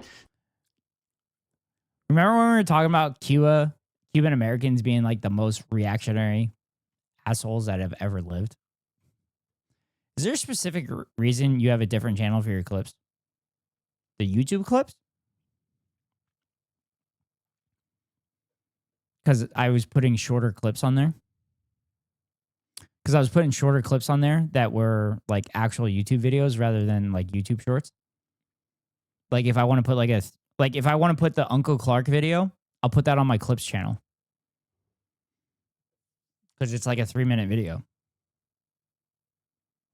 But like say I have a moment on stream that's like longer than 1 minute, then I have a clips channel that I can post the video on. And my main channel, I want it to be like long form videos. I don't want like small little like 5-minute segments and stuff, which I probably should do because that would get more. Oh, cool. Okay, that makes sense. Yeah, I wanted a main channel, a clips channel, and I wanted a VODs channel. So that's what I did. The only people who say... And I failed to update most of them, except for the VODs one. I'm very good with that one because I got very far behind on that one, and that sucked. That took me months to get all that shit up to date. They hated living. Yeah, exactly. The only people who hated living under socialism were the ones that were trying to take advantage of people, and that wasn't allowed. Most people who experienced socialism would like to go back to it. They look back fondly on it, and they do not care for this awful alternative that we've been offered. I think we can take these last three very quickly. I think we can just do quick fire for these. Commies, come in for my guns. if it's the Soviet Union did not have any guns. The first one, of course, is the beautiful quote of Marx in which the whole working class must be armed at once with rifles, cannons, and ammunition. Any attempts to disarm the workers must be frustrated by force if necessary. Damn. That is our dear bearded Stay Santa strapped or Claus. get clapped by Karl Marx. That's Absolute right. Chad, Mao Zedong, had this to say: "It is only by the power of the gun that the working class and the laboring masses can defeat the armed bourgeoisie and landlords." Of course, let's not forget that he also was the one to say that political power grows out of the barrel of a gun. How can somebody be so based? I have no idea, but he manages. He always manages. And finally, my own personal beloved Lenin, who said, Dude, that's such a weird picture. It looks fake. It looks like a fake picture. Lenin looks like a mannequin. He looks like the wax museum. most urgent and essential that there be a universal arming of the people. And of course, Lenin, as you know, AI was, generated? also No, I don't think that's AI generated. I've seen that picture many, many times. It's probably one of the first pictures ever taken, to be honest. wrote about people's militias, amongst many other things. Practically every socialist country that existed had some sort of population. No, I know it just looks. Actually, I take that back. It definitely wasn't one of the first pictures ever taken because they were taking pictures in like the 1850s and shit. Their militia, it had education for the population, for the use of arms, for the cleaning of arms. They had access to arms to differing extents, but you could definitely get them. Communists are never there to take your guns. Communists are there to basically put guns in the hands of the workers and hopefully disarm fucking, fascists and Nazis and those types, because those people don't deserve to be armed. But the best way to disarm those people is moving on. This is my favorite one because Since we were talking about 40% cops, I am just going to mention that last month was SA Awareness Month. I went to a rally and everything. get this all the time. Commies only exist as white upper middle class university students. Well, I mean, 1 out of 3. yeah, I mean, 1 out of 3 is white. Yeah. That's about it. Yeah, exactly. Nothing else. Like Hakeem mentioned earlier, the vast majority of communists around the world are not in the United States or Facts. Facts. The largest communist party in the world is in India. Keko, India mentioned? India mentioned? Keko, where are you? any associated imperial core country. They're in the developing world. They're in Asia. They're in Latin America. They're in these places that are very much not the image these people try to sell of like blue-haired liberal college students. That's They're not even that good at it. To be fair, they literally have a fascist in power right now. And actually, if they were good at it, the fascists would be trying to eradicate them as well. So yeah, you're probably right. They're not that good. It's just not reality. Well, it just goes to show that the average American's conception, the world is the United States to them. There is just no conception of what's outside these. Yeah, but that party has endorsed the attacks on Afghanistan. I'm assuming you mean Pakistan. Or did they start attacking Afghanistan too? And I was unaware. Yep, Pakistan. Wait, the Communist Party of India endorsed the attacking of Pakistan? Oh God. Unsure how related, but got reminded that study where people role played prisoners and prison guards. Stanford something experiments it was the Stanford experiments. People use it to point out the true human nature, but really it's just true nature of rich white college boys. Yeah. Yeah, the Stanford experiment, there's been basically it was a massive failure, but also there was a lot of shit wrong with it. I've cited that shit as well. But there are major failings within the study itself, where they like agitated the shit. So you can't exactly point to it, but they literally had to end it early. Anti-European moat. The other side of the wall, Trump land. Oh my God. Borders. As Yugopnik said, everything else is DLC. Yeah, very apt. All right, I'm gonna throw you a low ball, one that's quick, and this is the final one. Under socialism, all housing is ugly. You're gonna be living in Yeah, but the important part is that everybody has a roof over their head. gray, bleak. Okay, don't look at our suburbs. Gray, bleak. That is also a really good point. The suburbs look fucking identical. Okay, number one, a home is better than being homeless. Yeah. Number one. Number two, historically, the housing that was built was rapidly built to basically make up for the lost housing stock of World War II, which destroyed massive amounts, entire cities and villages and everything. Literally millions of people displaced and homeless, so these people need very quick housing. They didn't care if it was fucking pretty or not. Third of all, the vast majority of it at its time when it was new and maintained did look pretty good. You can pause this fucking episode now. Just go and type Yugoslav apartments or whatever, or like apartments Moscow, whatever, 1979. Just put in a random Yugoslav apartments. Ooh.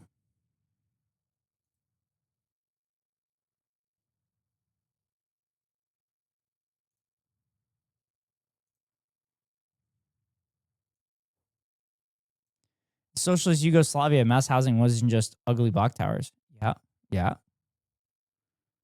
Dude, that's fucking dope. That's cool as fuck. Wait, they only had like 2 pictures? God damn it. Yugoslav on these nuts. Got him. Got him. What was the other one? Moscow Apartments, 1979?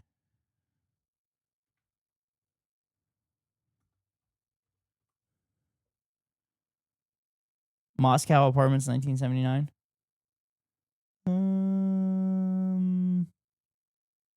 Whoa.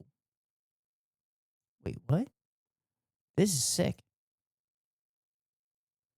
Moscow's Baby House in the early 1970s, Russian architect Evgeny Stamo and engineer Alexander Markelov came up with the plans for an unusual house in the capital city of Moscow. The house was to be shaped like a ring, about 150 meters across, enclosing a large inner courtyard with playgrounds and green spaces. The building was to have over 900 apartments and all necessary services and facilities, including shops, a pharmacy, a laundry room, a studio, post office, and so on. When completed in 1972, the authorities were so impressed that plans for more such house across Moscow were drawn up. What? That's fucking dope. Oh my God, that's amazing. It has all the amenities that you need in it. What the fuck is that?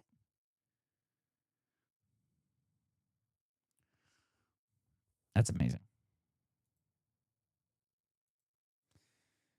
My housemate was watching a video about how people live in storage units and how cheap and actually not bad it is if you get a climate-controlled one with electricity. They even show how the people were able to get running water in the storage unit, a big water container with a tube and a funnel for showering, and there's a bathroom there for employees. And even the expensive ones were 200 something a month. Yeah. I've thought about that. Dude, I would love to live in a cyberpunk mega apartment complex with like 10,000 neighbors.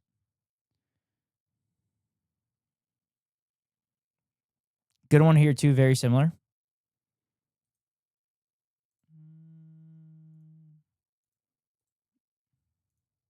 What if I told you that Why Soviet cities are insanely well designed? Ooh, that actually might be a good one. Peach trees? Year where it was actually socialism. Most of them were painted nicely. They looked brand new. They were maintained. They looked nice. Under socialism, there's an economic plan. Under their economic plans, I want my address to be E10951, Megastructure 8, Sector 7.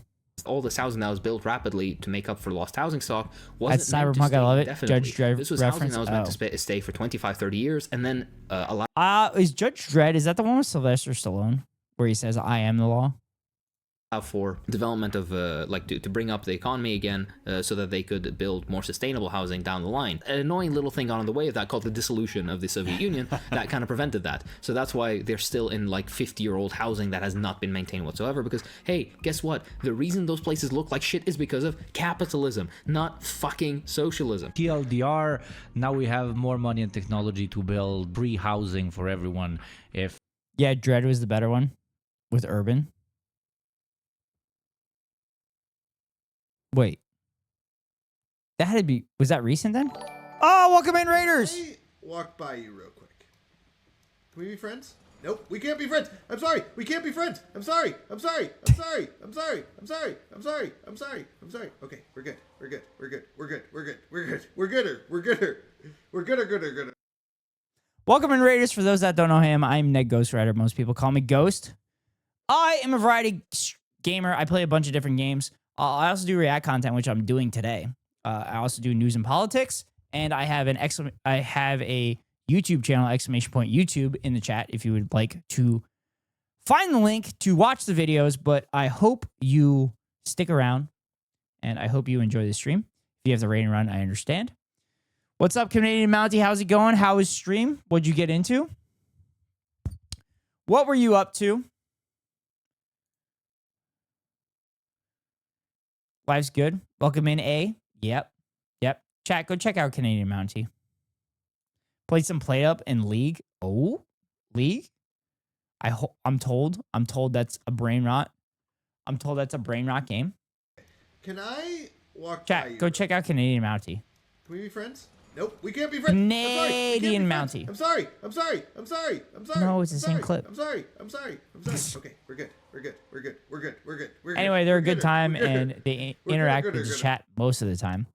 But they do have a thing that you can start listing the numbers, and I forgot what number it has to get up to before you're penalized for something. But it's always fun to be in there when I get a chance to go in there. Unfortunately, we are streaming at roughly the same time most of the time. But yeah. So welcome in, everybody. We're doing React content to Bad Faith Talking Points on communism stuff. We're getting to the end of it, and then we're going to watch a video on why Soviet cities are insanely efficient. 1 to 20. If you don't get caught, you get some points. Yeah. Most points make you ruler for the month. Nice. Welcome in, A. Don't you know? Canadian friend Theo enjoyed that username as well. Theo would love that username. I think Canadian Mountie has been in Theo's chat when I raided Theo. Potentially. I'm not positive. I might be wrong. But another friend of the stream chat, Theo, who we used to raid all the time, but haven't as Butts much. are good. But Theo is a wonderful human feel being like and a raiding very out cool tonight. streamer. I don't know what that clip was. Well, let's get back to the reacts. tomorrow the socialists would take over, and secondly, me as someone who has grown up in one of those horrible gray buildings and who now lives I'm in also a cozy brand new streamer. building, I can Keko tell you is a my cozy, heating chaotic bill was streamer. much better back then because they used actual fucking cement. The building I live in right now has been built for profit, and all of the apartments are being given for rent, so the guy building it wasn't built. Keko, you're a cozy streamer. Like the dentist is a fun time. I mean, I have fun at the dentist. I bullshit with my dental hygienist all the time. It's great. Building it for himself, so did he save money on everything? And do I have paper walls? And do I have to listen to the 90-year-old grandma next to me shit liquid diarrhea every single evening right next to my ear? You're crazy, Ghosty. Am I crazy, or do my teeth look wonderful? My bed is positioned. Yes. You yes, caught I yourself. do. You caught yourself. You caught yourself, Ari. These are all, very pretty good arguments, guys. Not bad. Are you gonna work, catch but, yourself again? Really, you're forgetting the most important thing. If you want to talk about gray, soulless, pathetic buildings, look what they're doing to my McDonald's, to my Wendy's, to my Taco yeah, I saw Bell. that. Have you seen what they're doing to my Taco Bell? Oh, which way, Western man? Do you want to go to these friggin' the little lifeless modern box looking things, or can we get some of those nice like green and blue swirls back, please? Come on, Arby's. where's the life? Where's the joy? Arby's. My mom bought me an Arby's gift card for Christmas, and she said she would send it to me, and I have not gotten it yet. And I am upset because I've been craving Arby's for so long. But also, the players talked about getting McDonald's at practice today. And I read the room and I said, this is not the time to bring up BDS. I read the room. I'm proud of myself. Remember how I used to not use fluoride toothpaste for years and I would complain about stains on the bottom of my front teeth? I started using fluoride toothpaste again. Stains gone in a week. Yeah. That's actually not even what fluoride does. Fluoride doesn't take care of stains. It prevents your teeth from getting cavities. But yeah, I talk to my dental hygienist all the time about like the history of dentistry and everything like that. And the reason that we discovered fluoride was a good thing is because these towns in Colorado, the children in these towns where they lived their entire lives in would be like very, very strong teeth. They weren't white. They were actually like, they had like yellow swirls in them, I think. I think that's what my hygienist said. They had yellow swirls in them, but they found that the teeth were like super strong and super durable. And then they checked the groundwater in the area, and the groundwater had a ton of fluoride. So then they did studies on it. And they found that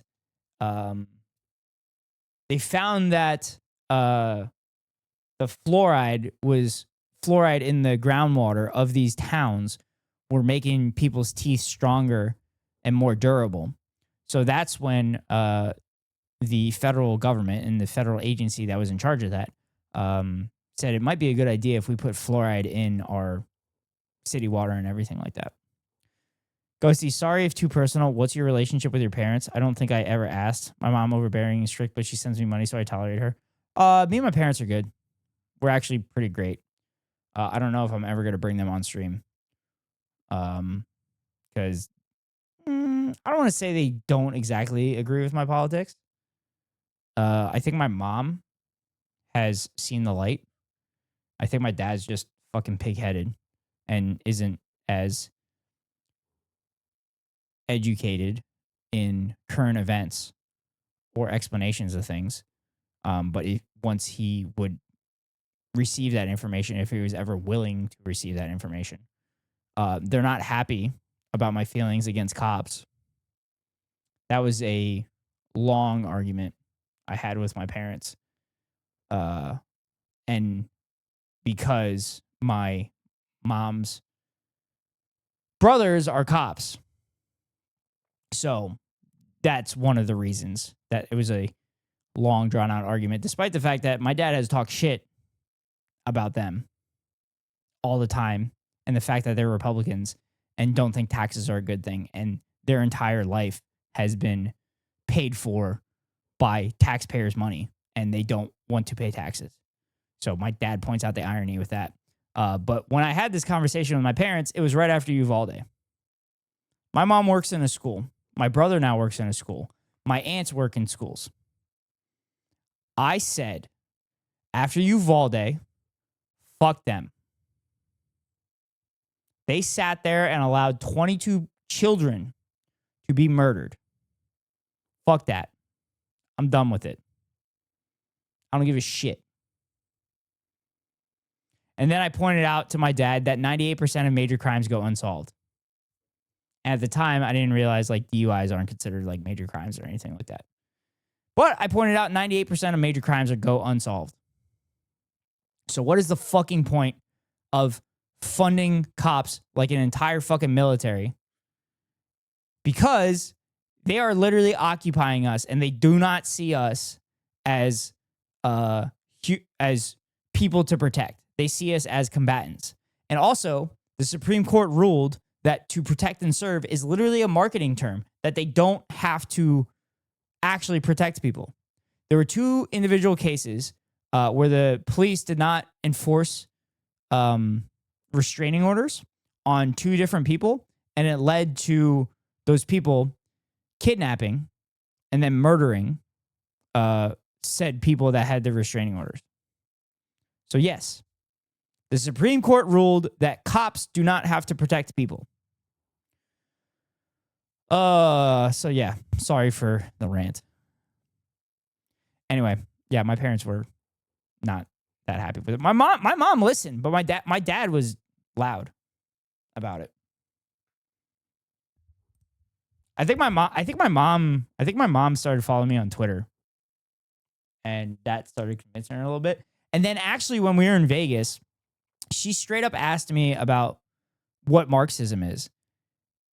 We were just sitting at the bar having drinks the one morning, and she's like, "Hey, what's this like Marxism stuff?" And I literally explained like the definition of Marxism, which is like just a material analysis or a material analysis of dialectical materialism. Sorry, an analysis using dialectical materialism of critiquing economic systems, particularly capitalism. And I explained to her like Marxism is literally just the analysis of the capitalism. It is not like socialism or communism or anything like that. Marx did write the Communist Manifesto describing a better system, but Marxism itself is literally just the analysis. But yeah, my mom's fucking dope. Anyway, let me see. Bone color slightly naturally yellow. Yep, paper walls are real. My neighbors have extremely loud sex all the time. Wish I was in a nice solid building. Kinking? Freudian slip. Thinking about hanging some sound isolation stuff on my ceiling. Oh, there it is. Well, good on you sticking to your beliefs. I'm gonna be sick. Yeah. Liberal! Most cities have enough plate reader cameras now to track you around your city at all times. Yes, I know that. But what's this fucking clip that Keko has? What's this clip that Keko has? My mom bought me an Arby's gift card for Christmas, and she said she would send it to me, and I have not gotten it yet. And I am upset because I've been craving Arby's for so long. Keko, I'm going to send this to my mom.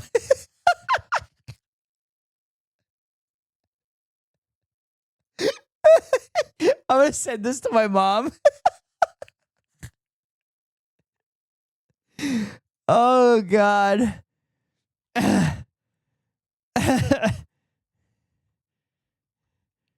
Chat, for those that have not been in here long enough.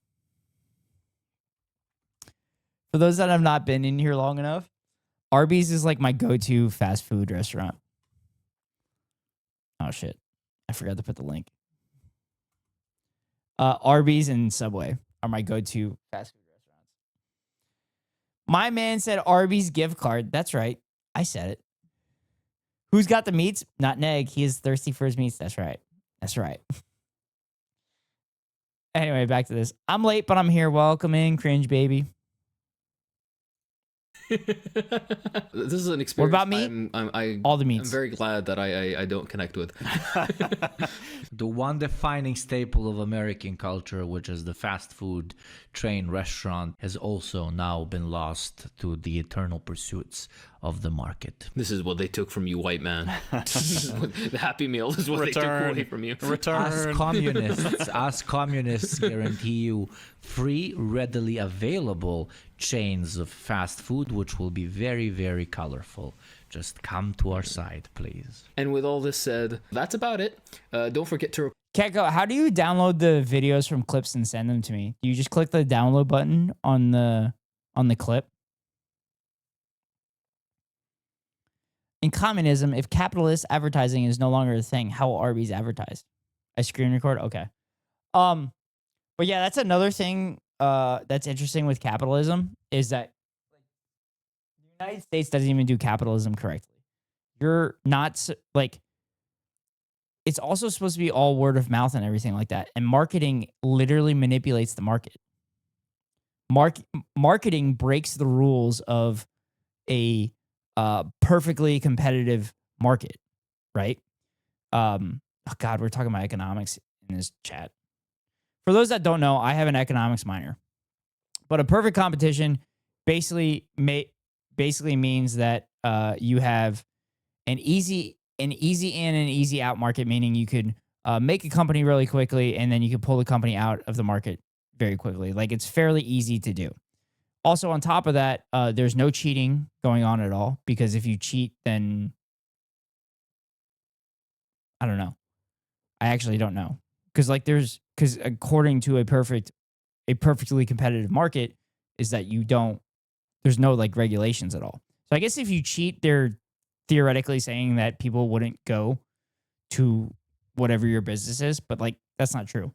So what happens is in the perfectly competitive market, if one company starts advertising, that company is going to receive more customers, right? So then when that company receives more customers, theoretically, all those other businesses start advertising. Well, the big businesses can advertise as much as they want because they have as much money as possible, but the small businesses can't do it. So then those big businesses take over those small businesses, right? So those big businesses become bigger, and then they get bigger and bigger and bigger, and eventually become a monopoly. Sorry.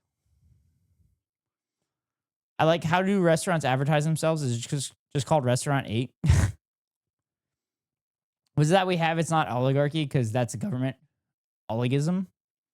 I mean, it's basically oligarchy. Oligarchy basically means that rich people run the government. Imagine this. Without capitalism, there will still be a lot of fucking great restaurants. In fact, you will likely have more local restaurants ran by people passionate about sharing their food with the world. Yes. Emily's correct. The game sucks. That sounds great, Emily. Yes. Because they will have all their necessities taken care of, and they will do the things that they love. They will do the things that they want to pursue and the things that they love to do, because their necessities will be taken care of. And or will be receiving the means of production and receiving the spoils of their labor where they can be taken care of. Report to your local CBT station. All right. The party demands cock and ball torture, and the quotas need to be met. Okay. With all that said, have a lovely time. This has been Hakeem. I'm JT. All right. And I'm Ugopnik. Don't let the KGB lick your balls. This song slaps. Yeah, this song's great. I want a song like this so bad. I want a song like this so bad for my videos. Also, that song at 2x speed is fucking incredible, Keko. That song at 2x speed is awesome. I listen to all my podcasts at 2x speed, and when that song comes on at 2x speed, it's amazing. I'm getting a taco BRB. Or actually able to retire at an age which they can pursue a passion project. Yeah, that too. Anyway, on to the next one. Let's hear it at 2x speed. Hold on. Give me a second. Give me un minuto.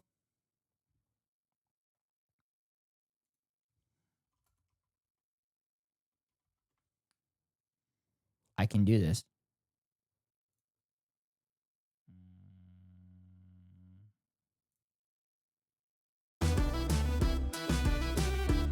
Here it is.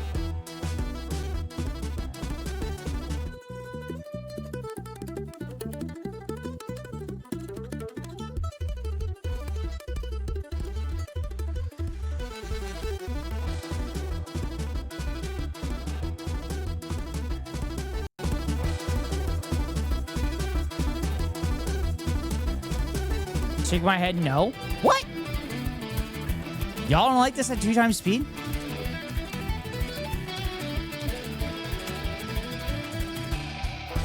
Do not. Wow. Wow. Y'all. Is there something wrong with me? Is my brain broken? The guitars, yes. The other stuff, no. It sounds like jumble. No, you're just ADHD. Wow. Should I not watch things at 2 times speed? All right, let's listen to it at 1 time speed. Actually, we can listen to Hakim's bass take again. And then listen to It's impossible. And our liberation lies in socialism for all, not for a settler colony, not for a labor aristocracy, not for a privileged sliver of the population against another racialized portion. No. Socialism is our liberation collectively, and our only true enemies are the class enemies, which is the capitalist class that every single minute of every single day exploits you and then pits you against your fellow workers for bullshit that doesn't need to exist. Let's go! Jesus Christ. They're awake now. Fucking hype me. We're all mad at me. I mean, if you like it, no judgment. Apparently, Keko is judging me. Anyway, this is a banger song, though. I love this song. Maybe it's better at 1.5 times speed.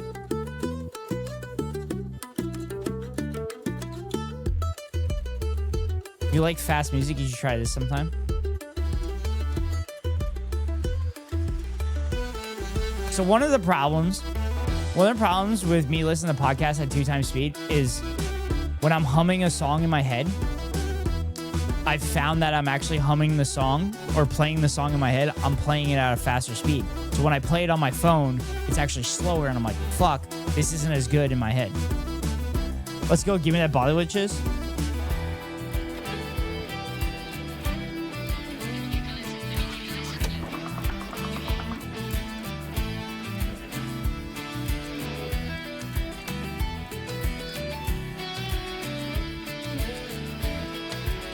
See, this feels slow.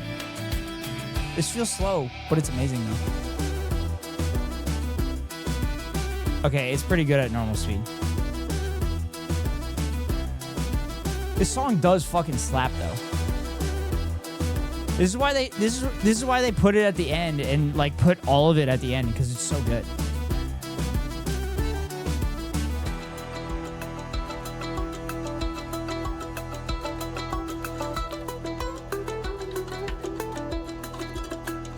I wish I could play music. I suck at playing. Oh, this is fast.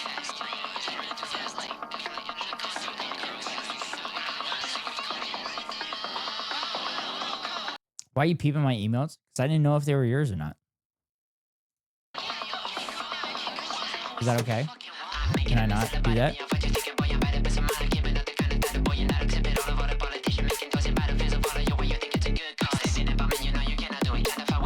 It's pretty fast.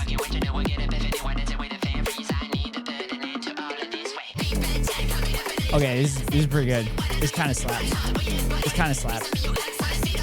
slaps. Also, I don't want to get DMCA'd on YouTube. Anyway, on to the next one. Why Soviet cities are insanely well designed. It's almost like it was planned. It's almost like it was planned.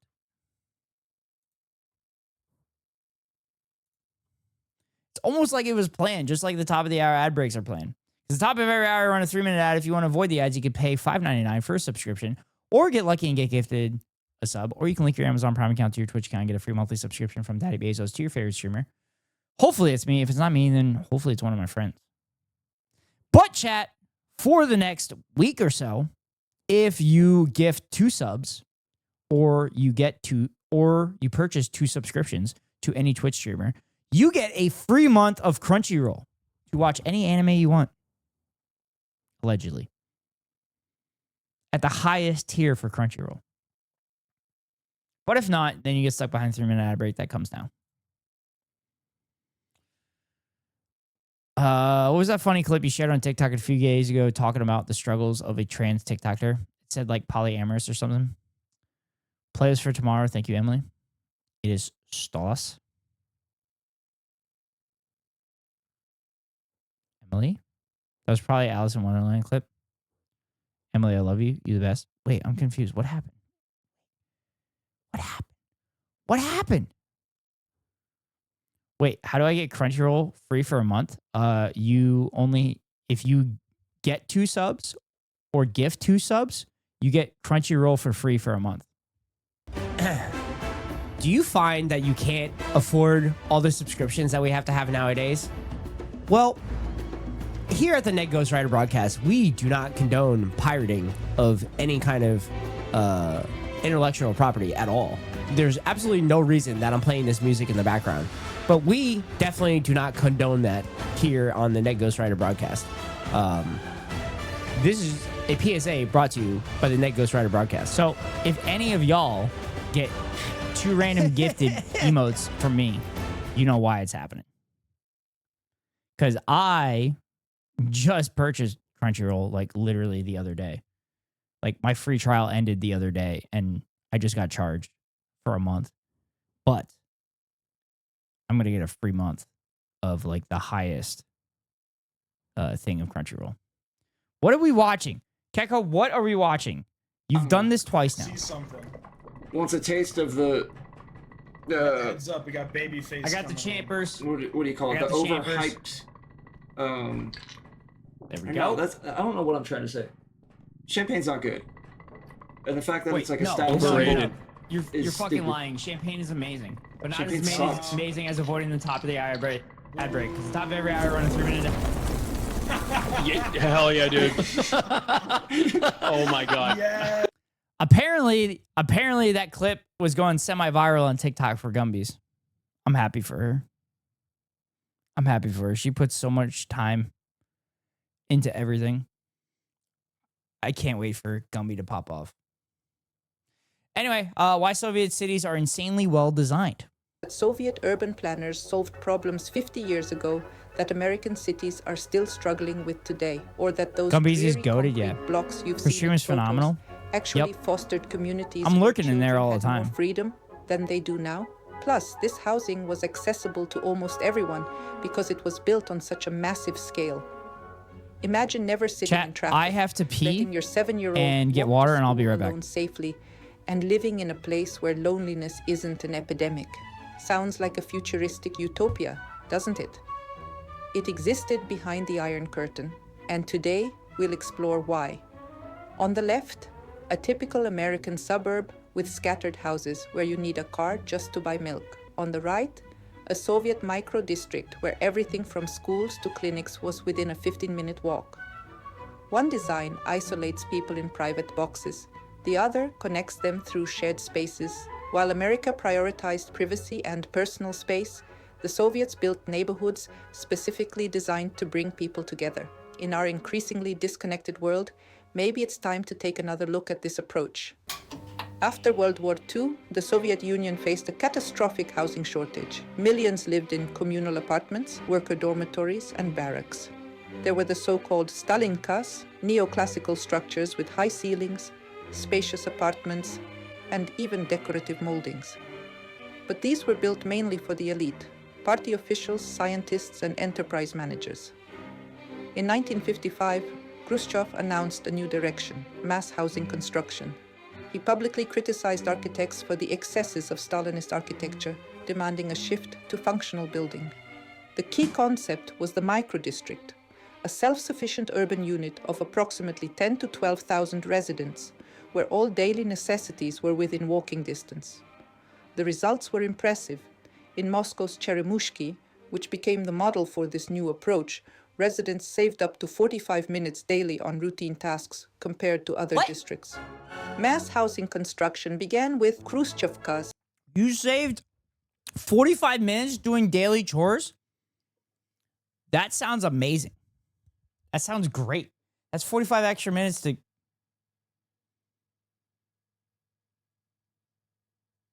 Do activities.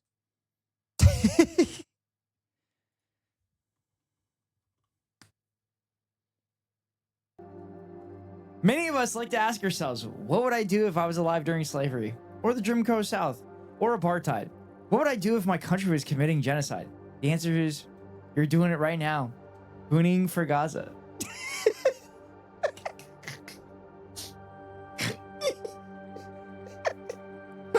Oh my god. Oh, please someone clip that with Kiko's name in it. I'm so...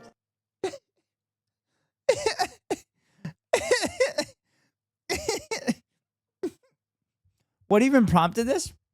They said you had 45 extra minutes to do things every day. And I said you have 45 extra minutes to do activities. Like, you know, G4G. The first... Dude, gooning for Gaza gets funnier the more I think about it.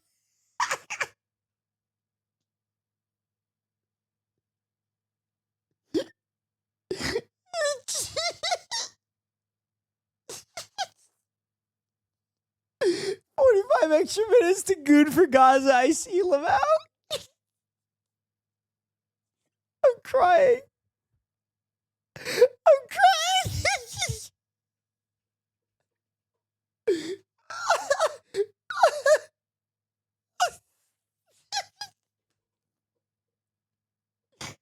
I'm sorry, chat. I can't stop.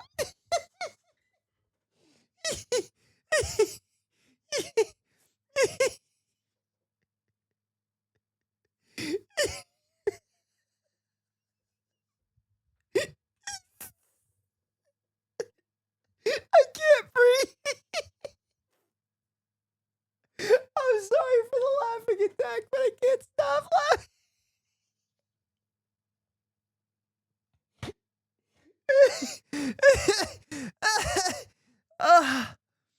All right. Need to recompose myself.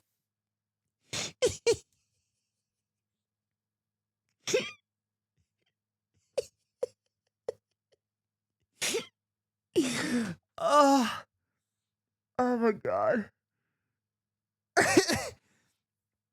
Oh, that was a solid joke. Standardized panel. Listen. I gotta laugh at my own jokes because y'all don't laugh at my shit. Someone's gotta laugh at it. Buildings. These 5-story structures with low ceilings and tiny kitchens became a real breakthrough in solving the housing crisis. The speed of Khrushchevka construction is impressive even today, just 12 days from foundation to roof. What? While Americans spent months 12 days? building their suburban homes, Soviet crews completed entire apartment buildings in 2 weeks. I just cried laughing at work. Good, I'm happy for you. I laughed. Would you laugh at how pathetic I am, Emily? But thank you for the laugh. I missed it.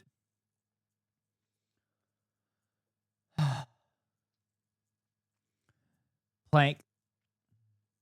We're watching this video where they said the Soviet Union built these buildings that would save 45 minutes every day because they were so efficient. And I said, that's 45 minutes to do. And I paused. And then I played the Gooning for Gaza clip. And then it was a delayed reaction. But Keko goes, 45 minutes to goon for Gaza. I see Lamau.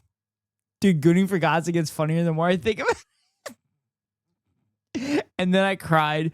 I cried laughing for about a minute and a half, 2 minutes. Providing housing for up to 80 families simultaneously. In 1971, assemblers from the Sverdlovsk house building factory conducted an experiment and assembled a 5-story panel building, Series 1-468B, in just 57 hours. What? Economic efficiency was the key. 57 hours? 4 fucking days? No, not 4 days. 2 days? Holy shit. Less than 2.5 days, they built an entire fucking building. Just followed you two? Wait, you just started following Ari? Also, I don't think Emily streams yet. Success factor of the program. Construction costs for Khrushchevkas were 5 to 10 times lower than Stalinist buildings thanks to industrial production of panels in factories. Standardization of all elements, from staircases to window frames, allowed buildings to be assembled like construction sets, minimizing labor and material costs. In effect, Minimizing labor? Why would you do that? Why would you do that? You have to work dumber and harder, not work smarter. the USSR created the world's first construction assembly line, where houses were stamped out, similar to cars in a Ford factory. Over the years, standardized housing evolved. The Brezhnevkas of the 1970s. I did though. We don't talk about my pre-transition twink phase though. Okay, we don't talk about it. These videos are so depressing knowing that we could have this, but idiots are brainwashing and thinking it's bad. Yeah, now we have fucking houses that are modular. There are literally houses that are modular nowadays. Offered higher ceilings and more. Dude, could you imagine having these like in every high populated area and it's controlled and run by and for the people? Oh God, life would be so much easier. Like, it's truly so depressing. Yeah. More spacious kitchens. By the 1980s, architects began experimenting with appearances, adding bay windows, multi-level sections, bay and windows, well-designed entrances, and multi-level Yet, sections. What the? That's fucking amazing. Principle remained the same: fast assembly of standardized elements, like a giant construction set. What truly distinguished. Oh, but you know where these things still exist? In, ironically, fucking Israel. Wait, really? The kibbutz? Oh my God. Of course. Wait, aren't the kibbutzes, aren't they pro-Palestinian? Or was that just that specific kibbutz for October 7th? Soviet urban planning was its well-thought-out system of standards. Also, Israel is literally socialism. They take all of our fucking money and give it to Israeli citizens through healthcare and free education and everything. Focused on everyday human needs. Each apartment was required to receive at least 2 to 3 hours of sunlight daily. What? Kindergartens were located. They literally had rules where they had to allow an X amount of sunlight into your apartment. Chat, does everyone understand that New York apartments without windows go for like $1,000 a month? Like, what the fuck? Located within 300 meters of residential buildings. Schools were situated. Like, right, it is literally that, but socialism bad. That's PR mostly. Some of them are liberal. No further than 500 meters away. And medical clinics were established within 1 kilometer of homes. Special attention was paid to. Oh, that's probably right. I'm assuming that's what PR is. But like, there's still liberal Zionists. But from what I understand, the ones that area of Israel are more friendly to the Palestinian cause, like even more so than a liberal Zionist. But again, I might be wrong. I thought it was a commune. Children's safety. Their routes were designed to go from home to school without crossing major roads. What? In the famous micro-districts of Lakhta in Leningrad and New Cheremushki in Moscow, elementary school children independently traveled to school at just 7 to 8 years old. Chat! An impossible situation Children for walking to American school. Suburbs, even today. Of course, these standards sometimes led to unintended consequences. 1K for an apartment in New York City. I think you may need to look that up again on apartments.com or something. No, I was saying a shitty apartment that doesn't allow any sunlight in at all is probably like $1,000. All kibbutzim are basically pink washing efforts from the outset. Okay, that's fair. Consequences. For example, poplar trees were planted en masse to quickly add greenery to new districts. They're hardy and grow very fast, an ideal solution for instantly creating green spaces. But architects overlooked one crucial detail. Each year, poplars produce such quantities of fluff that some microdistricts literally drowned in white tufts. Oh shit. Children delighted in this summer snow, but janitors desperately fought the drifts. Allergy sufferers struggled, and firefighters Oh my God. reported a spike in fires. Chat, did you see? Oh my God, there's so much white shit that look at the tree trunks. Oh my God, that's crazy. Sure, the residents were probably socialists, but only socialists for Israel. Fair. Allergy sufferers struggled, and firefighters recorded a spike in fires due to the highly flammable fluff. Interesting. Soviet urban planning There are also insanely right-wing kibbutzim. Yeah, I was thinking the settlements, because like some pictures I've seen from the settlements, it seems like it's similar to this. created not just housing developments, but complete social ecosystems.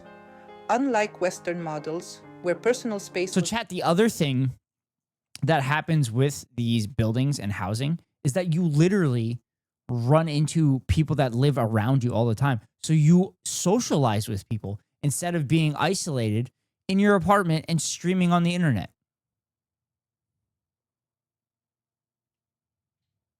Like some people do here.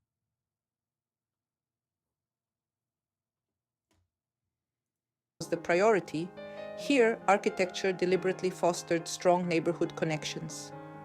Courtyards became genuine centers of community life. Children of different ages played No, thank you. Hi, Micah. Welcome in.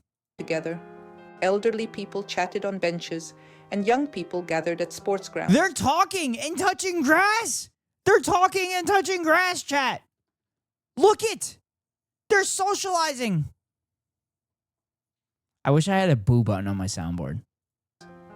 I live in my house for 13 years now, and I still don't know my neighbors. That's crazy. That's insane. That's an insane thing. I say hi. I say hi to my neighbors. I'd love to be more social with them. I think I know their names. I introduced myself a couple times, but I do my best to be as friendly as possible and say like, hey, if you ever need anything, just let me know. But I kind of love my apartment because we kind of see each other out and about, and we just say hi and just kind of do our things with work and everything like that. But yeah, if they ever needed help with anything, I'd help them out. Look at all the neurotypical people to make fun of my weird habits. Of informal social supervision emerged.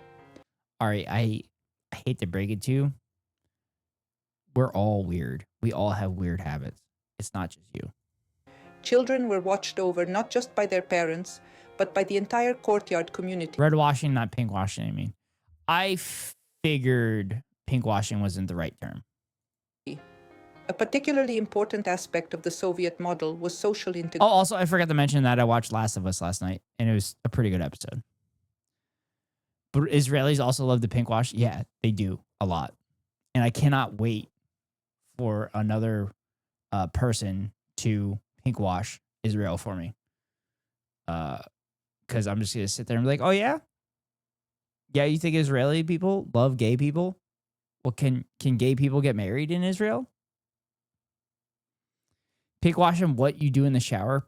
I'm not saying I've never spoken to them. I'm saying I don't know them. No, that's fair.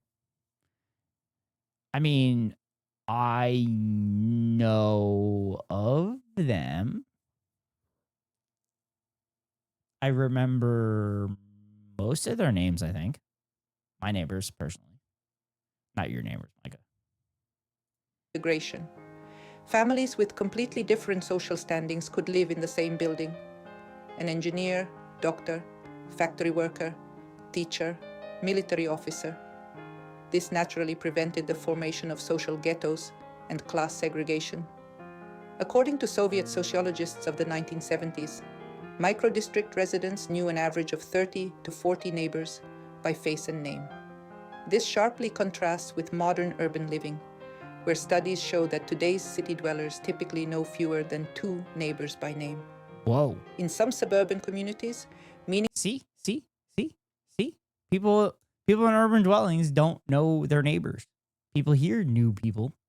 meaningful interaction with neighbors has declined to almost nothing. Behind the progressive ideas of Soviet urban planning lurked problems that people today recall with nostalgic smiles, but which seriously affected quality of life. Built for centuries, but needs repairs every year, this folk wisdom accurately described construction quality.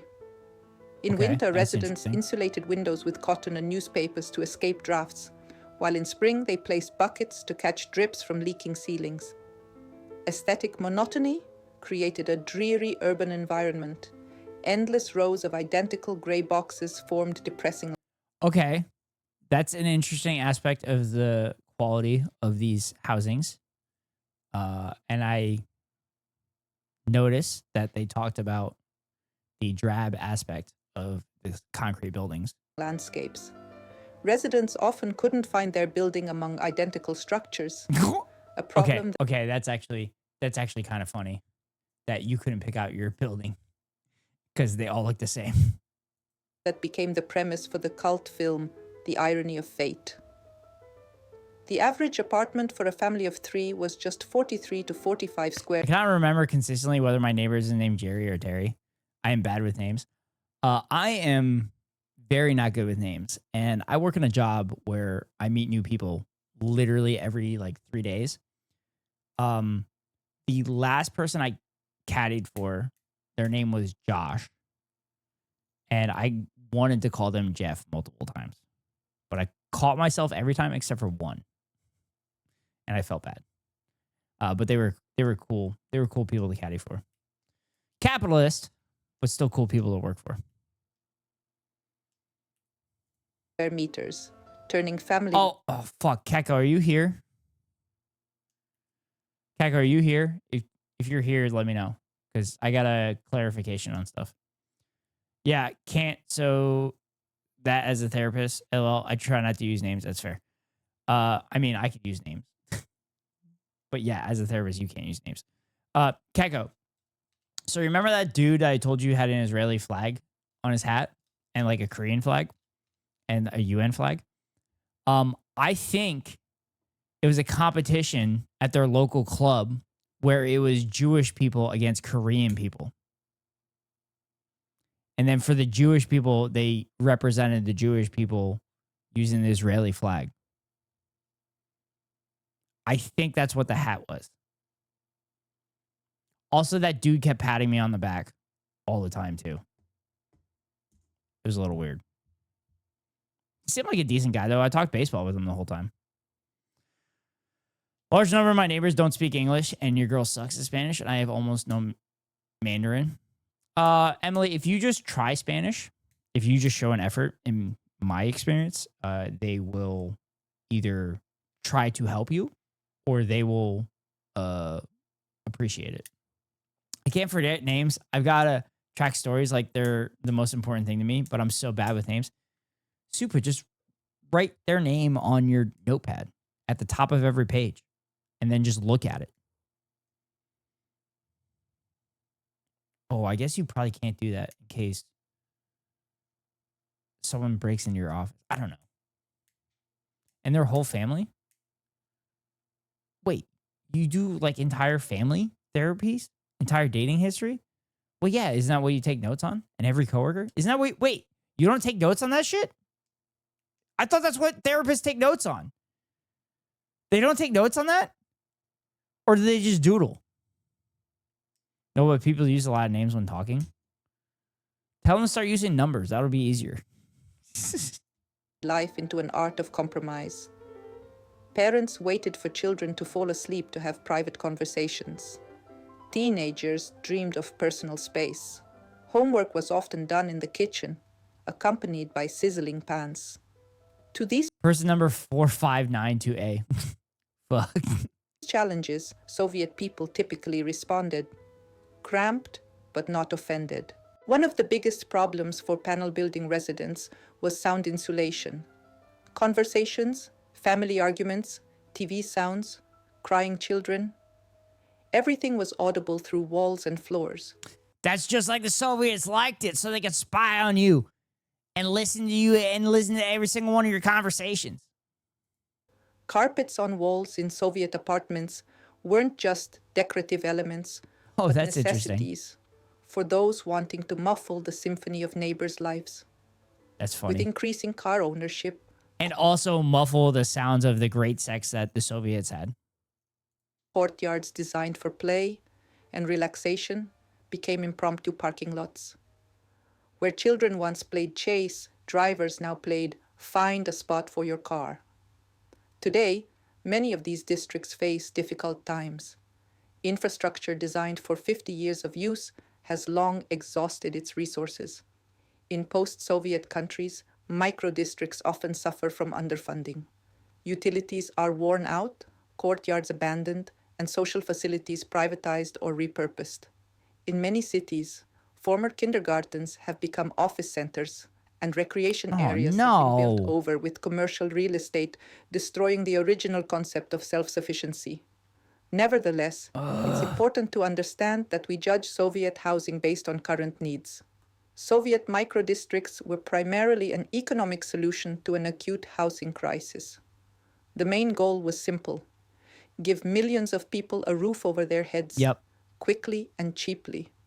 When the first Khrushchevs were built, even refrigerators were luxuries. Most people, especially from provincial areas, moved into Khrushchevkas from barracks, communal apartments, or even dugouts, and the difference in comfort was enormous. In this context, yeah, chat, all this shit was literally built after World War II, after the Soviet Union was fucking eviscerated and most of Europe was eviscerated. Like, they had to get that shit up quick. And not only did they have to get that shit up quick, they needed to provide the amenities for them. Standardized panel construction. Also, Keko, did you hear my explanation for the Israeli flag on my golfer's hat? Wasn't an architectural choice, but the only realistic path. What makes the Soviet experience truly valuable is that even under severe economic constraints, urban planners didn't forget about creating a holistic environment. They understood that a city isn't just a collection of buildings, but a complex social ecosystem. Microdistricts with their walkability, safe routes for children, and public spaces created conditions for community formation. Today, some post-Soviet cities are beginning to rethink this legacy. In Moscow, the renovation program, despite its controversies, tries to preserve the micro-district principle, but with modern quality standards. In Tallinn and Riga, projects are emerging to revitalize Soviet districts with emphasis on public spaces and sustainability. In a world where people spend an average of 54 hours a year in traffic jams and children rarely go 54 hours a year? Supervision, there's something to learn from these 54 hours a year are wasted? Not to blindly copy, but to take... Chat, 54 hours a year are wasted in traffic jams? Do you know what you could do with that 54 hours? Do you know what you could do with that 54 hours? Many of us like to ask ourselves, what would I do if I was alive during slavery? Or the Jim Crow South? Or apartheid? What would I do if my country was committing genocide? The answer is, you're doing it right now. Gooning for Gaza.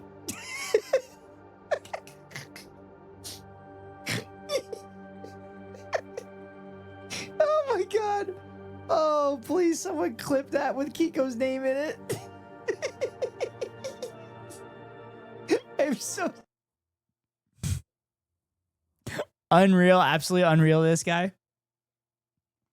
I'm just pointing out what you can do with that extra 54 hours that you don't have to use.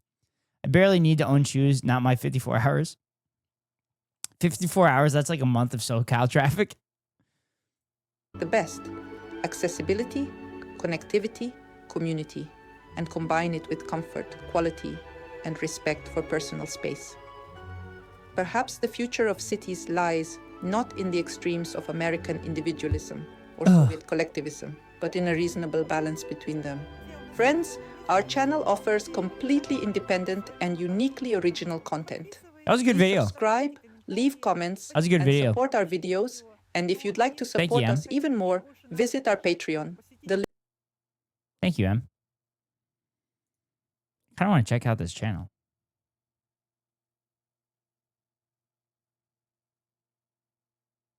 Ooh, this is an interesting one. Why is the bottle triangular? Ever wonder why some Soviet-era bottles had such a bizarre shape? In the mid-20th century, triangular containers started popping up that were designed to be unmistakable, even in the dark. But why go to all that trouble? These oddly shaped bottles had a crucial job: keeping people from accidentally drinking the dangerous stuff inside. Oh. Back then, it wasn't uncommon for alcohol to be sold right next to everyday items, which could lead to some nasty mix-ups. So what was actually in these triangle bottles? Believe it or not, it was super concentrated vinegar, strong enough to cause serious burns if you weren't careful. Wait, what? The unique shape made sure no one would confuse it with a vodka bottle, even if they were feeling around in the dark. Ever wonder why... Okay. That was kind of that was an awesome fun fact. But also super concentrated vinegar, that sounds amazing, and I definitely want to put that on fries. Also, why I work from home. That's fair. Oh, she goes out with a banger line at the end of Swan Lake. I'm gonna cry. Oh, she didn't. I like that channel. Yeah. I might follow this. USSR's alcohol problem. Soviet healthcare saved my life. Oh. Why jeans cost a month's salary? USSR's bizarre. Because they're high quality, maybe? Living in Soviet secret city was actually amazing. Moscow is for Muscovites. Soviet system of segregation you've never heard of. I can't tell. Like, is she saying that the Soviet Union was based, or is she saying the Soviet Union was bad, or is she like a centrist? Isn't all positive is good still? I want to clean with it, with the vinegar. Babushka's house. Frozen to death. 1978 cold anomaly when all of Russia froze to negative 73. God damn. How many times did the USA save Russia from starvation? Oh. Interesting. Interesting. Maybe we'll come back to this.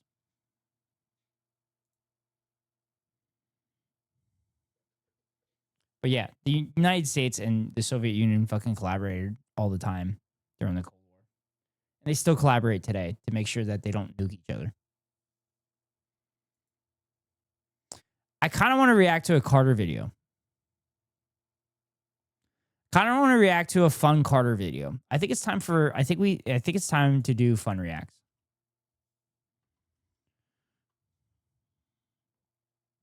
Fuck. I don't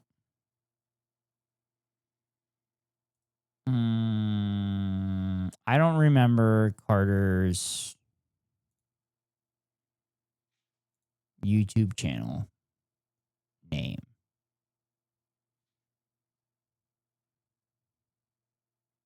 Also, we could watch a fun one. Very few. We can watch a fun one. I love this one. I love this one.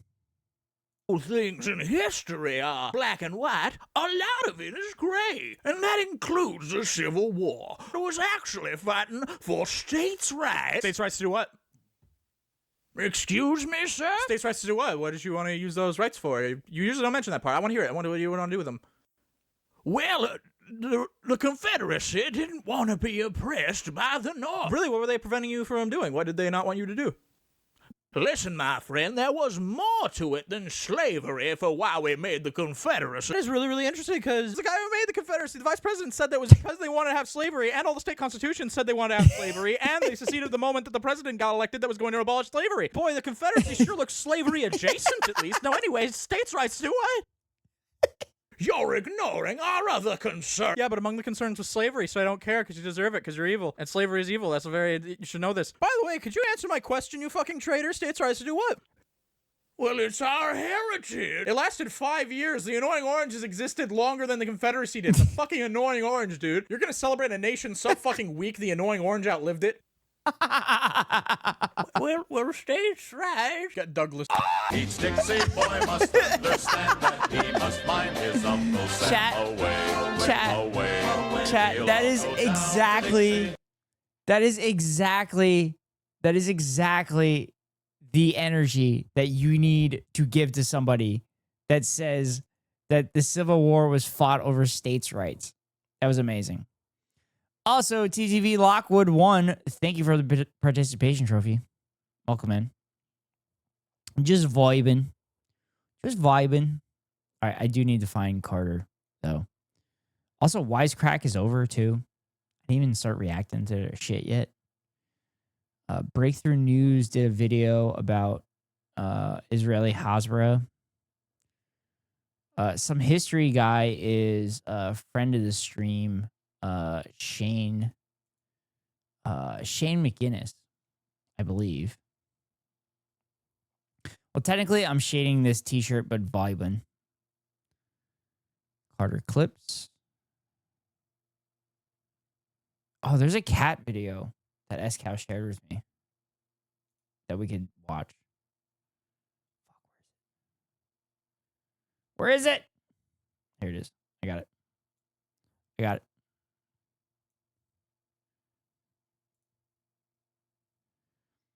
All right.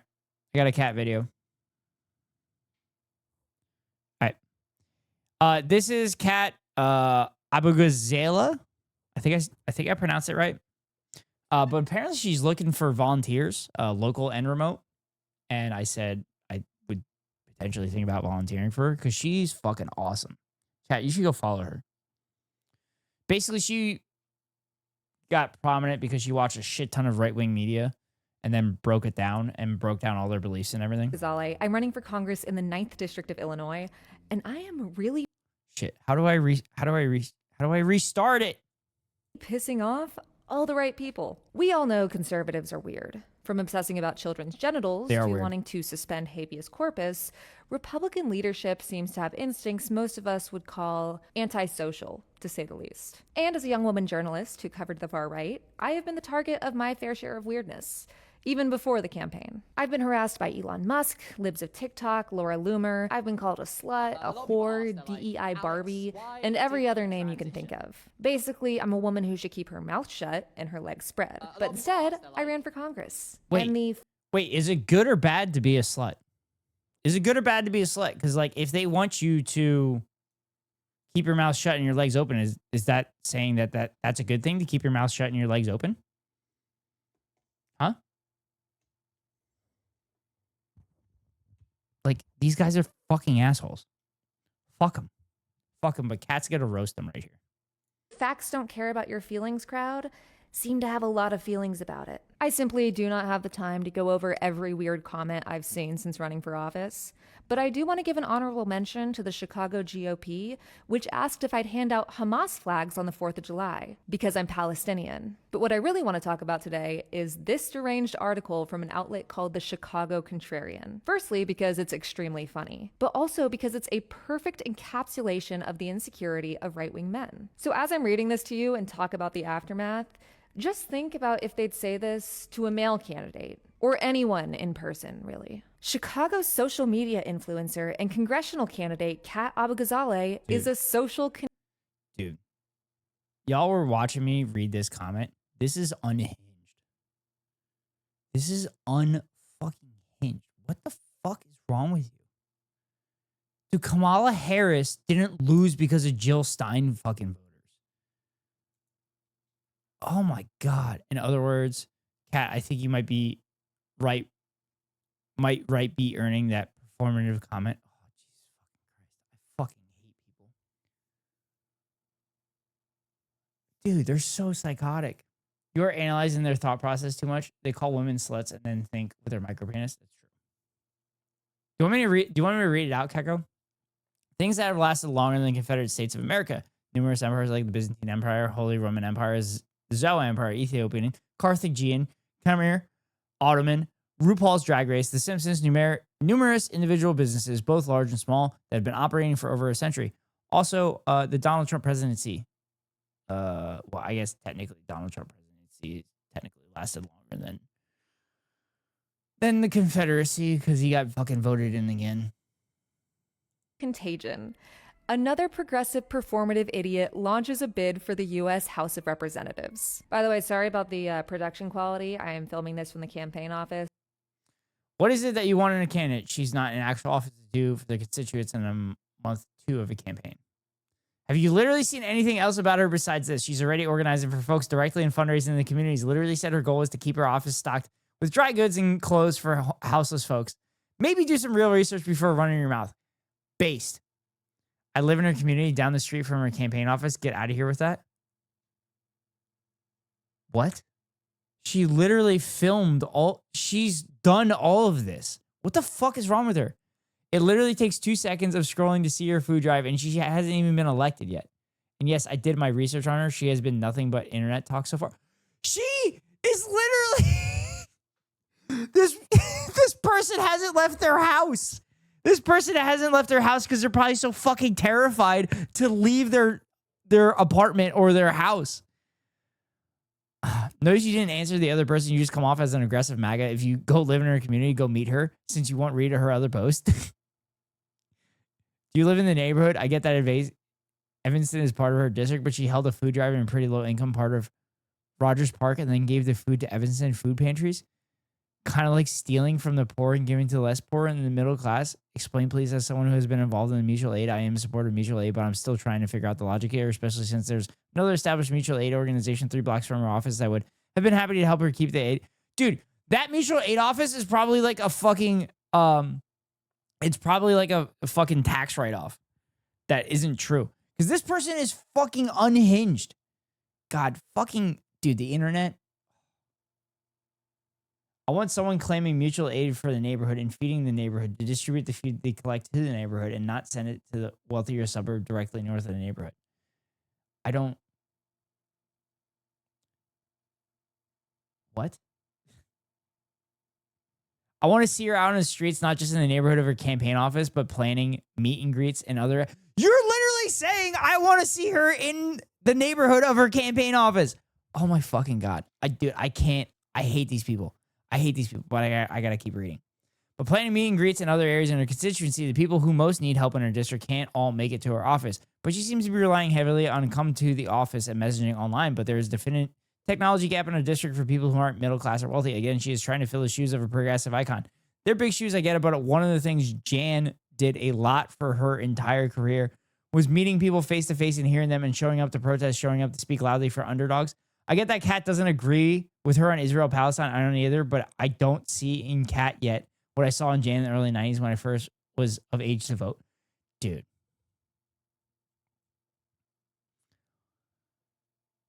If you think Kat hasn't done enough to support people, particularly in a specific community or people in general, you are purposely looking away from all the shit that Kat has done.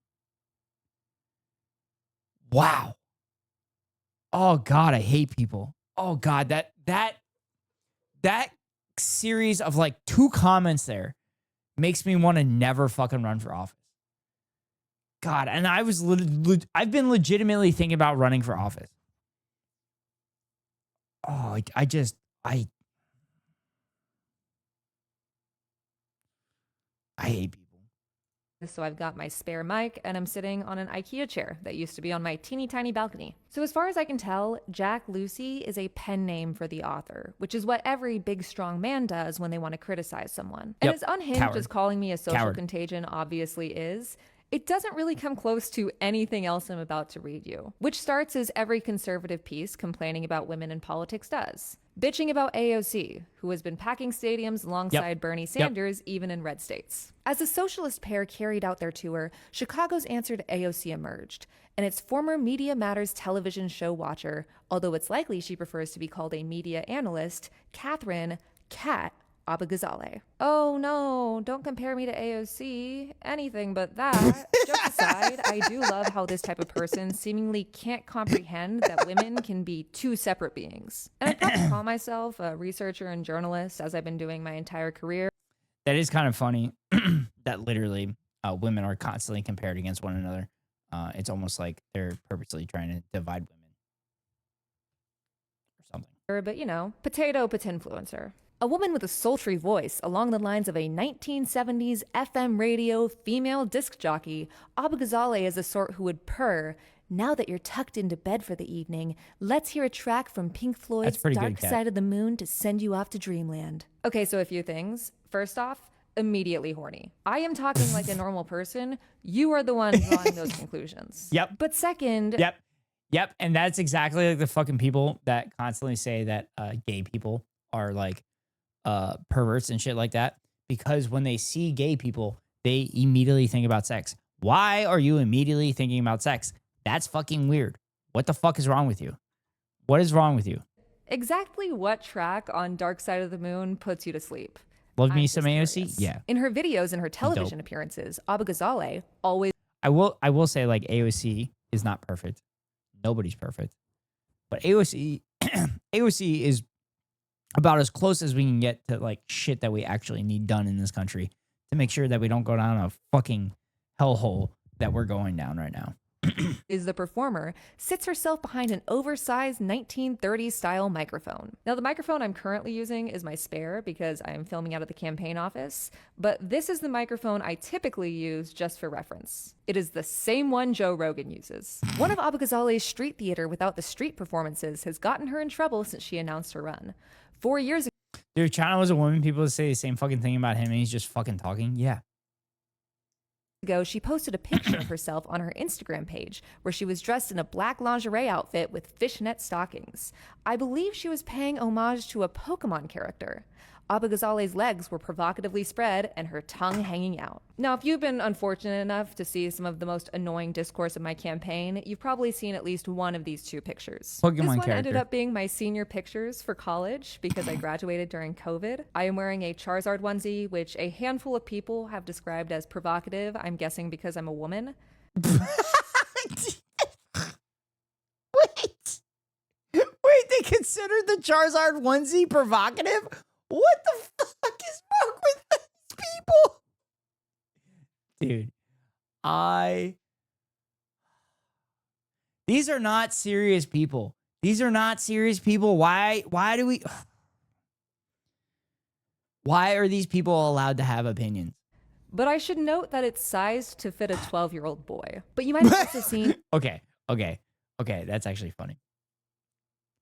That's actually funny. Kat is so tiny that she fits in the same clothing that a 12-year-old boy fits into.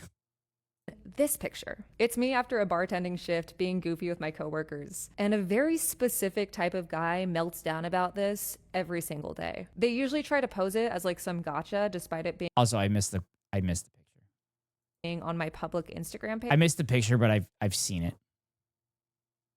it.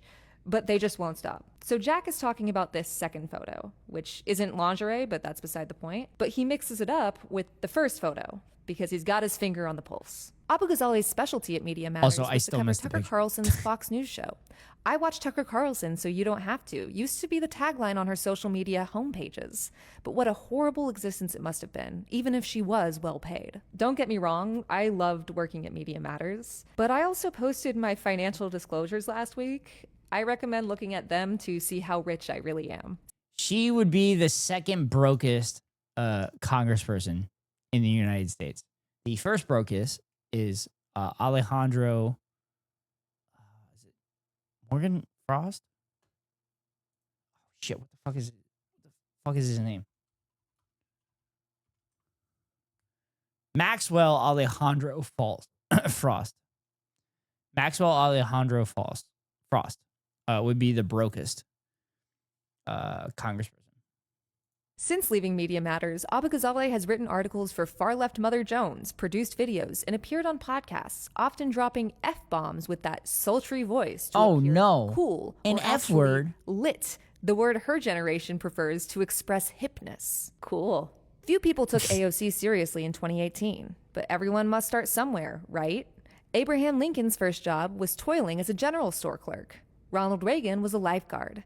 Harry S. Truman worked as a haberdasher. But before becoming national Ronald Reagan was a lifeguard. figures, they moved up the ladder with other more important jobs. Ah, yes, the lifeguard to president pipe. Wait, I'm sorry. All jobs are important. All jobs are important. Just because you don't think a job's important doesn't mean it's not important. Line. If only I was a haberdasher, but of course I can't because I'm a woman.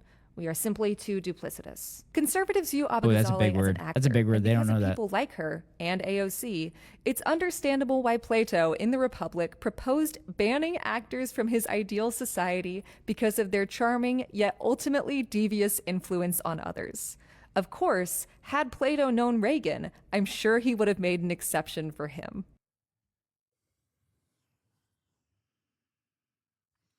Plato would not have made an exception for Reagan.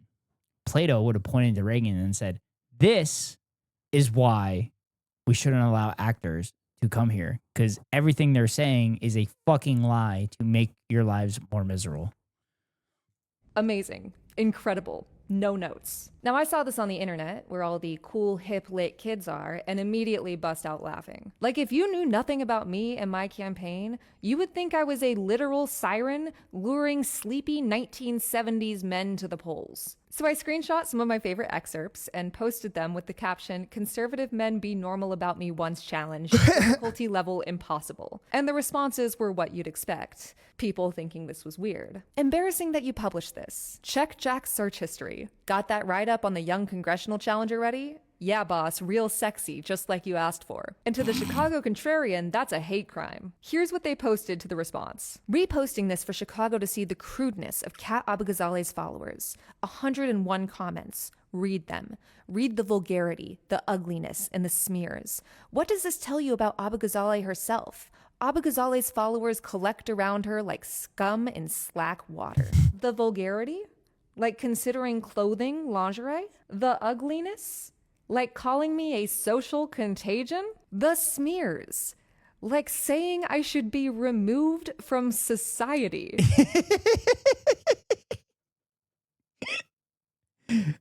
Oh, let her cook, and I paused it. These people are not just hypocrites, they are so fucking fragile. And it's obvious She the said the second F you word. push back against them. That's part of the reason it's so frustrating that Democrats refuse to do so with Trump. It's She like said during the that F 2 word. weeks of the Harris campaign where they were calling these dudes weird. Regular people were like, Yes. yeah, it is weird Yeah. to want to check my Yeah. daughter's genital. Yeah, it was fucking amazing. The weird dynamic in the Kamala Harris campaign was fucking amazing. It was so good. It boosted them in the polls so much, and they were like openly embracing Tim Walz's policies that he has as governor of Minnesota. It was an amazing like 2 to 3 weeks that we thought the Democratic Party was actually going to be progressive and we were going to fucking win. And then the DNC happened, and it was just a fucking nightmare. Fucking nightmare. Before she plays sports. But Stephen Miller was melting down from sunrise to sunset. All I said was to be normal about me. Frankly, a hit piece is fine. I chose to run for Congress. That's part of the job. But to publish this and then get mad when people are like, hey, why'd you say all that stuff about her voice and legs? Well, that's just snowflake behavior. And Ew. the truth is, the reason Got guys him. like Jack Lucy, or whatever his real name is, are attacking me more than any of my primary opponents is because they know I'm a real threat to Donald Trump and his party's extremist agenda. I'm the one with a proven track record of fighting the far right. I'm the one Elon Musk deposed for mean tweets. And I'm the one who is focusing on putting people over money, even if it makes running a campaign a little more difficult, because it's worth it.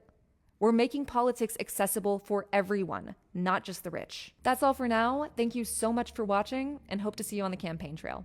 My name is Kat Abu-Ghazaleh. Also, this person's comment makes me kind of not want to volunteer, unfortunately. Because if I have to deal with this shit where they're going to think Kat is never good enough to get their vote, then what's the fucking point of having a conversation with this person?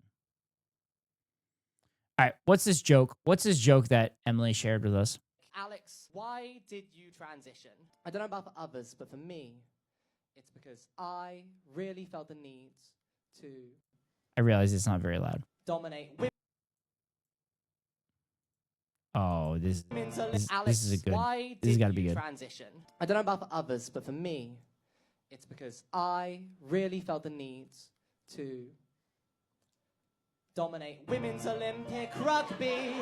I want to take up women's space.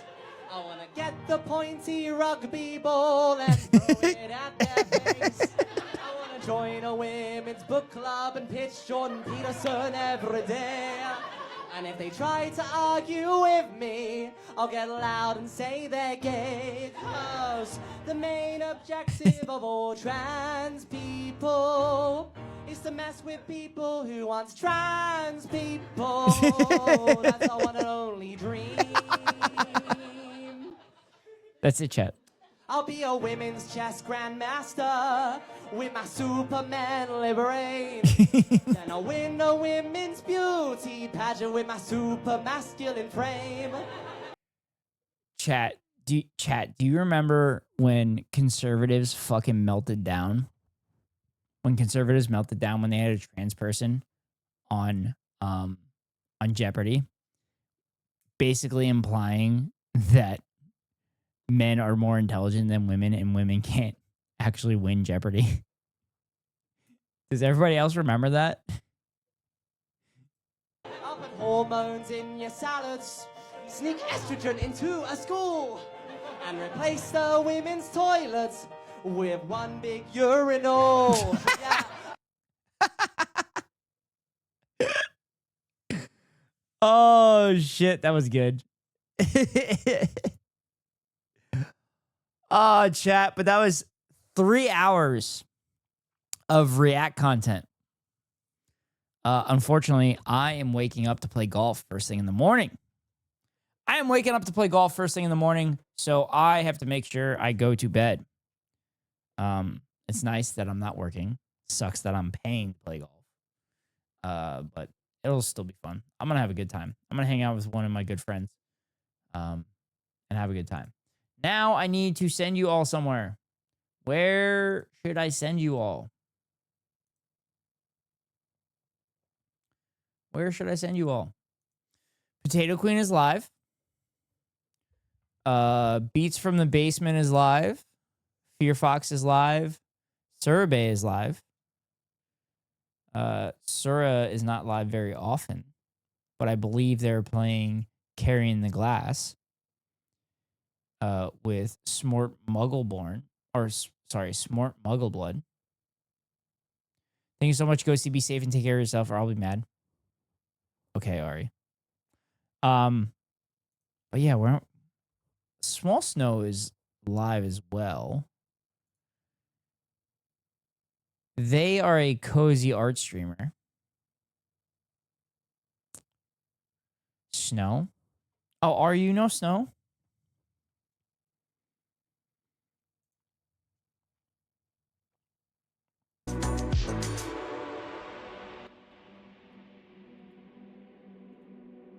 Yeah, I'm making stickers because of them. Oh, really? Oh. Yeah, I'll send you over to Snow.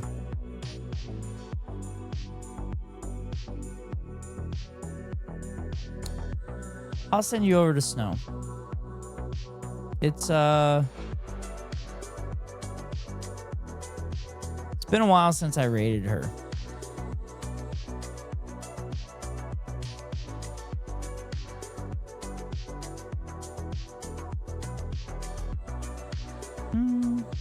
Yeah, trying to finish commish so I can do a first sticker. Nice. Small Snow, but it's Smoy Snow.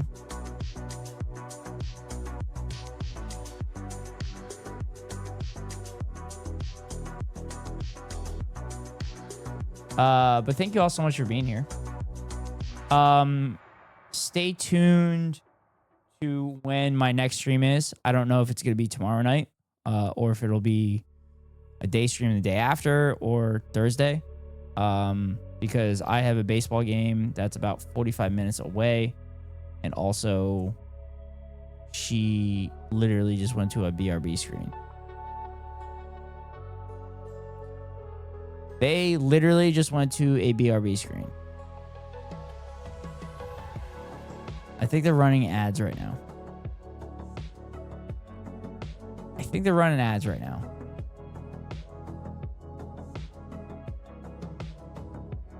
They're running ads for 3 minutes.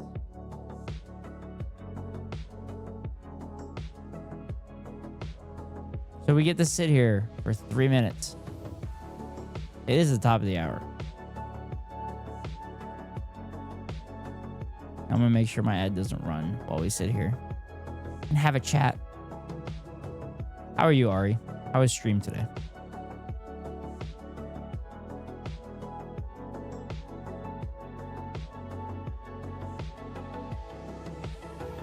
I mean, there's more politics we can send you to as well.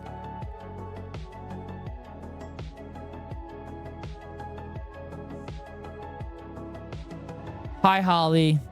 How are you? It was good, actually. I wanted to go 4 hours, but I was like, eh.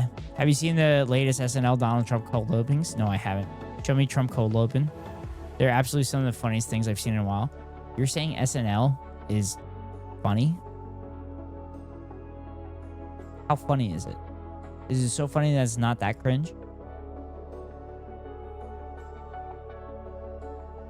Also, I don't know if my hair looks good today or not.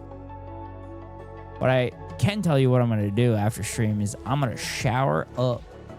Because I didn't shower after baseball practice. James Austin Johnson. I don't know who it is. I'm also going to shave. I'm realizing my facial hair is getting too long. Realizing my facial hair is getting a bit too long. Hair looks good every day, doofus. I mean, it seems like it's not as good today as it normally is. But the hair is long. Maybe I should just get it trimmed. I'm probably gonna be flying the next couple days, so I'll be like in the area of the barber that I usually go to. So I could do that. Fair, I shaved mine today. Shaved your hair? Trim me good. Yeah, what do I say when I get a trim? Do I just say, hey, can you trim it for me?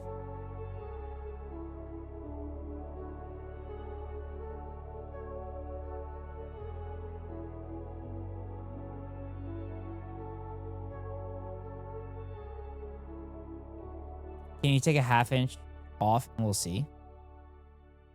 Wait, is that, or an inch or whatever? Wait, is it like, because like when a guy says a ½ inch, they might be usually talking about like buzzing it.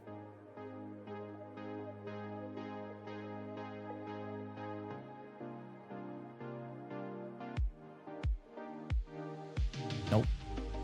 Yeah, I'll probably just, maybe? I don't know, guy stuff. They trim down an inch, a ½ inch or whatever. Yeah, but like, so here's the other problem.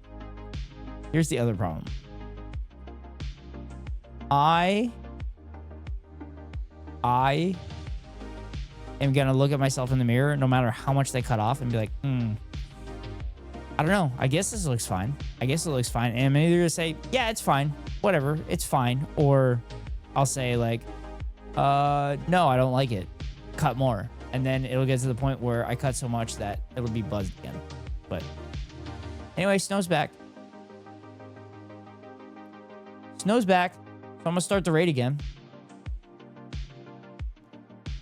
Okay, so just buzz it, Jesus. But I look like a neo-Nazi. Anyway, raid messages. First raid message are those that are not subscribed. Next two raid messages are those that are subscribed. Chat, remember, glad I can say hi. Yeah, thank you so much, Holly. Thanks for popping in. Sorry I'm not streaming longer, but I started late because of baseball. But thank you so much. Thank you. Holly, I'm excited for you to watch Andor. But anyway, thank you all so much for being here. It's been a blast. Stay tuned to the Discord for the next time I go live. I'll do my best to try to go live tomorrow after baseball, but we'll see how that works. We'll see what happens. We'll see what time I get home because I'm pretty sure they're playing almost an hour away. But yeah. Anyway, thank you so much wherever you are in the world. Good morning, good afternoon, good night. See y'all later. Free Palestine.